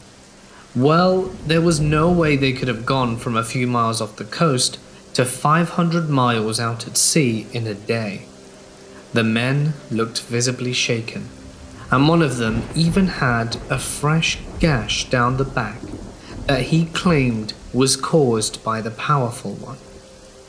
I don't know if they were crazy or something is actually out there, but either way, It gave us a good scare. The next story was about 2 years ago. This story still gives me goosebumps to this day, because it was one of the very few actual gunfights I have been in. I'm not talking about a few warning shots or injury shots. I mean a fully fledged firefight between us and the enemy. Every combat veteran knows what I'm talking about when I say there are no atheists in a gunfight. But anyway, we received a call that armed pirates were spotted a mile off from the ship, smuggling unknown bagged contents, and that we needed to take them into custody. Even though they were armed, none of us expected to get into a firefight because we came across armed men all the time, and most of them just ditched their guns into the ocean to rid themselves of evidence, which is a smart move if you ask me. However, these men didn't. As soon as we'd zeroed in on their craft, we receive immediate enemy fire. As experienced operators, I can officially say we all crapped ourselves. Yes, a normal gunfight is scary, but in the middle of the ocean, on a motorized watercraft with no protective walls, you are basically a sitting duck. We all flat-bellied, just waiting for our craft to get penetrated with a bullet for us to sink. One of my teammates got up in a kneel position and returned fire. And when he did, I guess it struck a bit of bravery in all of us as we did the same. As VBSS operators, we are taught to shoot to wound, never to kill, because our job is not to kill. Our job is to capture and allow higher-ups to gather intel from interrogation. There were 10 gunmen on the enemy boat, and 13 of us.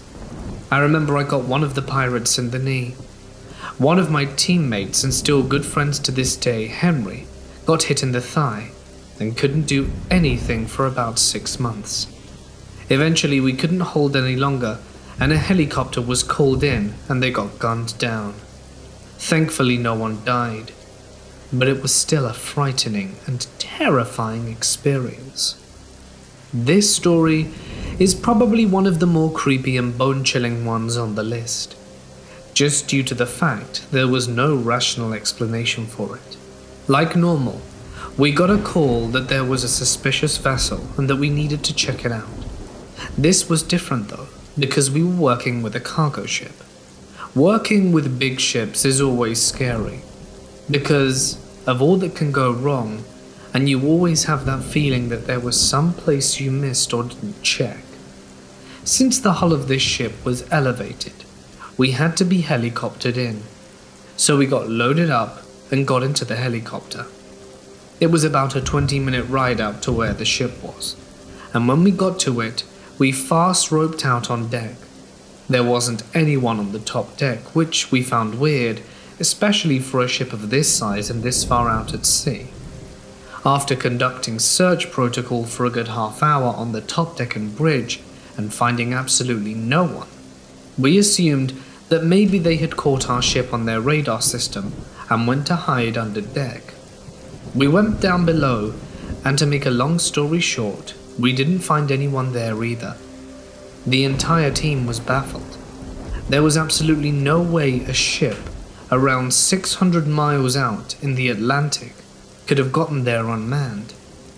We started looking inside large freight crates and still found nothing. No one knew how this was possible. And then our lieutenant called us over to come to look at something that he had found. There was a piece of paper, and very poorly etched into the paper was the words, "Help us." This freaked us out. I'm not sure what exactly happened to the ship after we left, but I couldn't get off it quick enough. I remember that night, I sat in my room contemplating quitting. It's the only time I have ever truly considered it. As VBSS operators, we are taught that when conducting a search, to never have your weapons safety on until right before you engage an enemy. You will see where I'm going with this in a second. This story isn't very long, nor is it very shocking, but I thought it was interesting enough to share. We were conducting an op on a small fishing vessel, and the way it was set up was me and my buddy were going to board first while the others waited for us to clear it out. Now that I think about it, it was a stupid move, because if there had been 10 armed pirates on the boat, we would have been dead. But nonetheless, we did as we were told.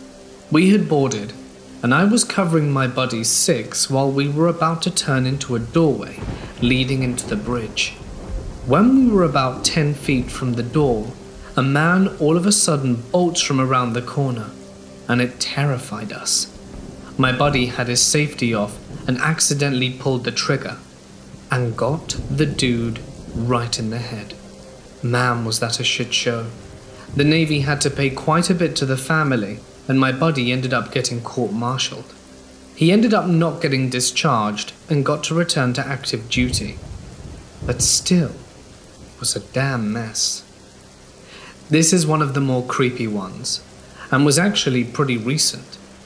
Like how most of these stories start, we got a call saying there was an unidentified craft close by. When we arrived to the boat, there were 6 men on it. We went through procedure, yelling with our guns pointed. Basically the Navy's way of letting enemies know our dick is bigger. And when they were contained, Petty Officer asked them what they were doing. One of them came forward and said how they were heading out to an oil rig, but ended up getting tailed by a North Korean submarine and that they were being followed.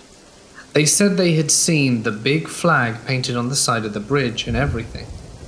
We thought nothing of it because we knew North Korea carried out very, very few naval operations, and when they did, it was never outside their own waters in very small submarines not capable of locking onto any object.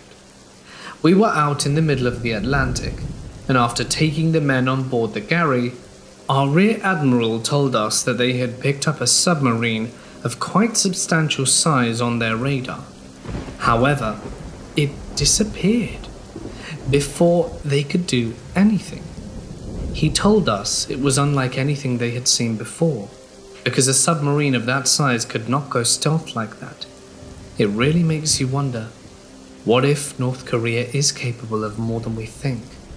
Who knows what secrets they're keeping hidden over there? As I've stated before, the life of a VBSS operator is never easy, and if you're wanting to do this job, I suggest you prepare yourselves for the best way you can. In some way, I would say it's even harder than what Marines and soldiers have to do. I'm in no way disrespecting the incredibly hard stuff they have to go through. However, in the VBSS world, the ocean can make things a lot more difficult.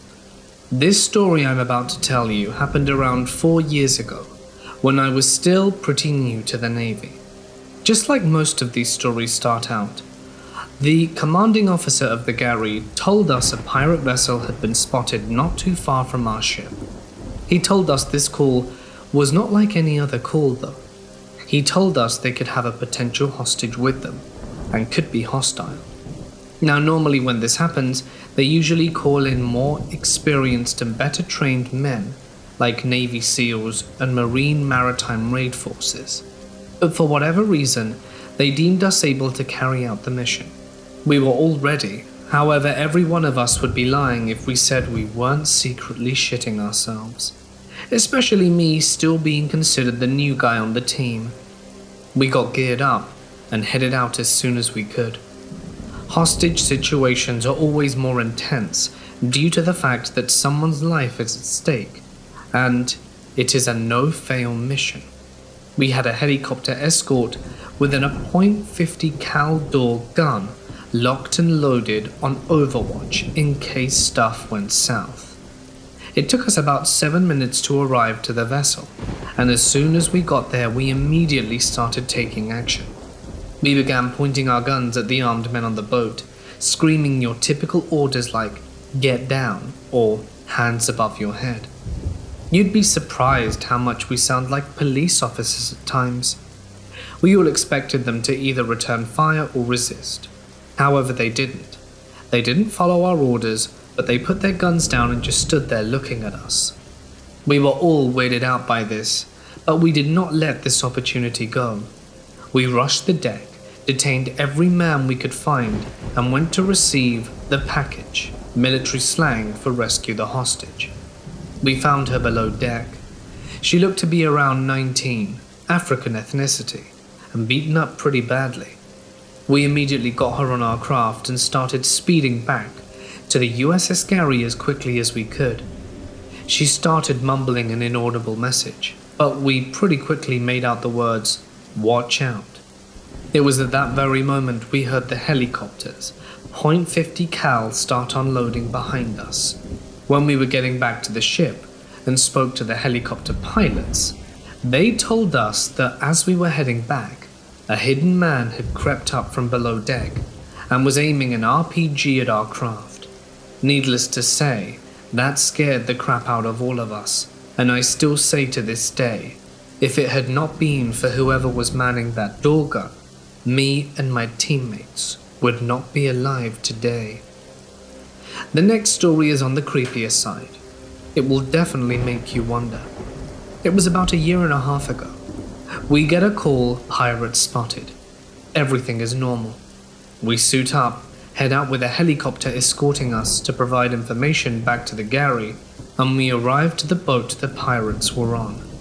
However, upon further inspection, we realize that there is no one on the boat. All of us are baffled, and when we radio up the chopper to ask what the hell is up, he says he had eyes on them, looked away for a second, and when he looked back they were all gone like they had never been there. The helicopter usually arrives a few minutes before we do, so he can scout the area out, and he swore that when he arrived they were on the boat, and seconds before he looked away and they were gone. No one can explain what happened to this day, and we never found out what happened to the men who were on that boat. This next story takes place around 1 year ago. Being a specialized group in the US Navy, sometimes as VBSS operators, we get to work with Navy SEALs. However, it is extremely rare, and when we do, it's usually just a training exercise. But this time was different. It was the real deal. We never take these opportunities lightly, and are always 100% serious, due to the fact that these guys are amazing at what they do. Let me tell you, if you ever get a chance to do anything with a Navy SEAL, take that opportunity. They are some of the most class guys I have and ever will meet. Not to mention how amazingly trained and highly skilled operators they are. This particular call was to attach to a SEAL unit and conduct a close quarters raid on an undocumented whaling ship with armed crew members that was holding something the Navy wanted. We weren't allowed to know what they were looking for, and to this day, I still don't know exactly what the SEALs were supposed to be looking for, but we carried out our job regardless. Now our job was to basically be at the SEALs' backs and aid them in anything they needed while they did the dirty work. We all got geared up and began our operation. The SEALs arrived via helicopter assertion, and we did our usual watercraft approach. There were 20 of the VBSS men, including myself and about 8 SEALs. We climbed up the side of the hull and entered the deck using a grapple ladder, and just to give you guys a peek at how amazing the SEALs are, there were probably about 15 armed men on the deck alone, and in the short 30 seconds it took us to get there, the 8 Navy SEALs had already detained every single one of them and were on their way below deck. We kept watch on deck while the SEALs were conducting their mission. We were up there and just waited for a good hour, and all of a sudden, the SEALs come bursting out the door that leads below deck, holding something that looks to be a body bag. Whoever or whatever was in that bag was squirming violently and making inhuman noises. When we arrived back at the Gary, we were immediately led to a room on the ship that I had never seen before or since, and firmly instructed to never speak about what we saw to anyone. I very well may be stepping out of line telling this story, but I think the public needs to know that there is a lot, and I mean a lot of things, the military and government are hiding from you. This next story is kind of weird because it was kind of creepy, but at the same time was just very odd. I was sitting in my room during my rest period with a few other guys on the VBSS team, listening to Nickelback.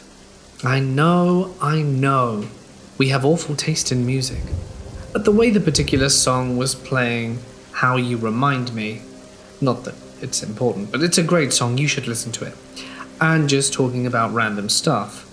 All of a sudden, our lieutenant bursts through the door and tells us to get suited up, because there were 3 pirate crafts pursuing the ship. We sprung to our feet and immediately met up with the rest of the team on deck.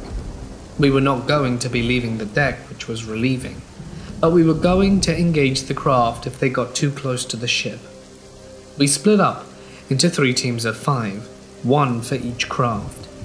Each team had a different color name: red, blue, and yellow. The blue team went to the port side of the ship and aimed our weapons at one of the crafts. We started screaming at them to drop their weapons and put their hands up. However, they did not obey and kept coming closer to the ship. Eventually, I heard the lieutenant scream, "Engage," and we began firing.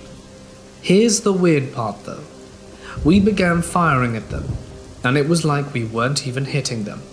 I thought we were just missing, but then I looked harder in my scope and made sure I nailed the guy right in the leg, and I know I hit him even to this day, but it didn't even create a wound. The guy didn't flinch. They just stared at us. I looked over at my buddy and asked him what the hell was going on, and he looked just as confused as I did. I yelled out to the other teams if the same thing was happening to them, and they said that none of their bullets were doing anything. It was at that moment, all of a sudden, all 3 pirate crafts turned around and sped off in the direction they came. We were all left speechless and stood there looking at each other for a good 5 minutes, just trying to comprehend what we had experienced. Still, no one knows what was causing those men to not be affected by all of the M4 5.56 bullets, and we have not experienced anything similar since. Back in high school, before I enlisted, I knew this guy named Corey. We were never best friends, but we spoke occasionally. He was a quieter kid, but every now and then, when we did talk, the subject of him moving away after high school to Somalia and becoming a freedom fighter against their awful government came up. Always thought he was kind of crazy, but I always laughed and told him to go for it, because who knew how Somalia needed help?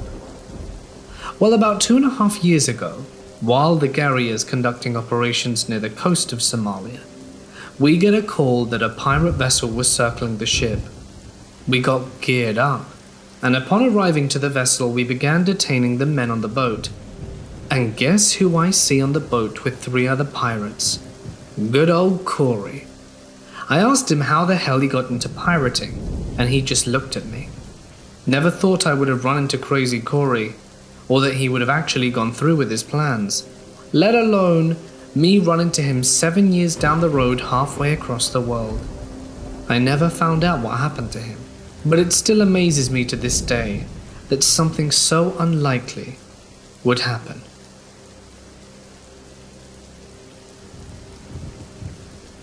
I live in a rural area, about 30 minutes west of Palm Springs in Southern California. My cousin and I decided to go hike in some hills that are about 20 minutes north of an area called Oak Glen. There was no trail to get back into the hills. We actually had to trespass on a fire camp and follow a stream up towards the hills. We start climbing the hills and reach the peak of a particularly steep hill. I realize we are way away from where I parked the car, and I don't even know where the road is. On top of all that, there is a heavy fog rolling in, and we only have about 35 minutes of light left. We attempt to take a shortcut down the hill by sliding our butts down a steep slope, and to our dismay, we end up on the side of a 30-foot rock wall. Long story short, we managed to scale down the rock wall, but not before a football-sized rock falls on my cousin's head. and he starts bleeding pretty badly and is heavily disoriented. We walk in the direction we think the car is in. The fog is heavy all around us now, and we're not sure if we're going the right way. My cousin is bleeding from his head, when all of a sudden we come across a long 40-foot building with thick concrete walls set mostly below ground level, like a bunker in the middle of a forest. The windows had bars on them, and the door was heavy steel. My cousin wanted to check it out, but I was getting a total bad vibe from it. He was saying something was drawing him to it. I don't really believe in the supernatural, but I wouldn't let him go in. Just a super eerie feeling. Shortly after we passed the house, the fog let up a bit, and we luckily stumbled onto a foot trail. Weird note. We went back a few weeks later during full daylight and looked for the place, but seriously couldn't find it again. We hiked around there for hours. My wallet also fell out my back pocket when we were sliding down the hill, back when we were far from any trails.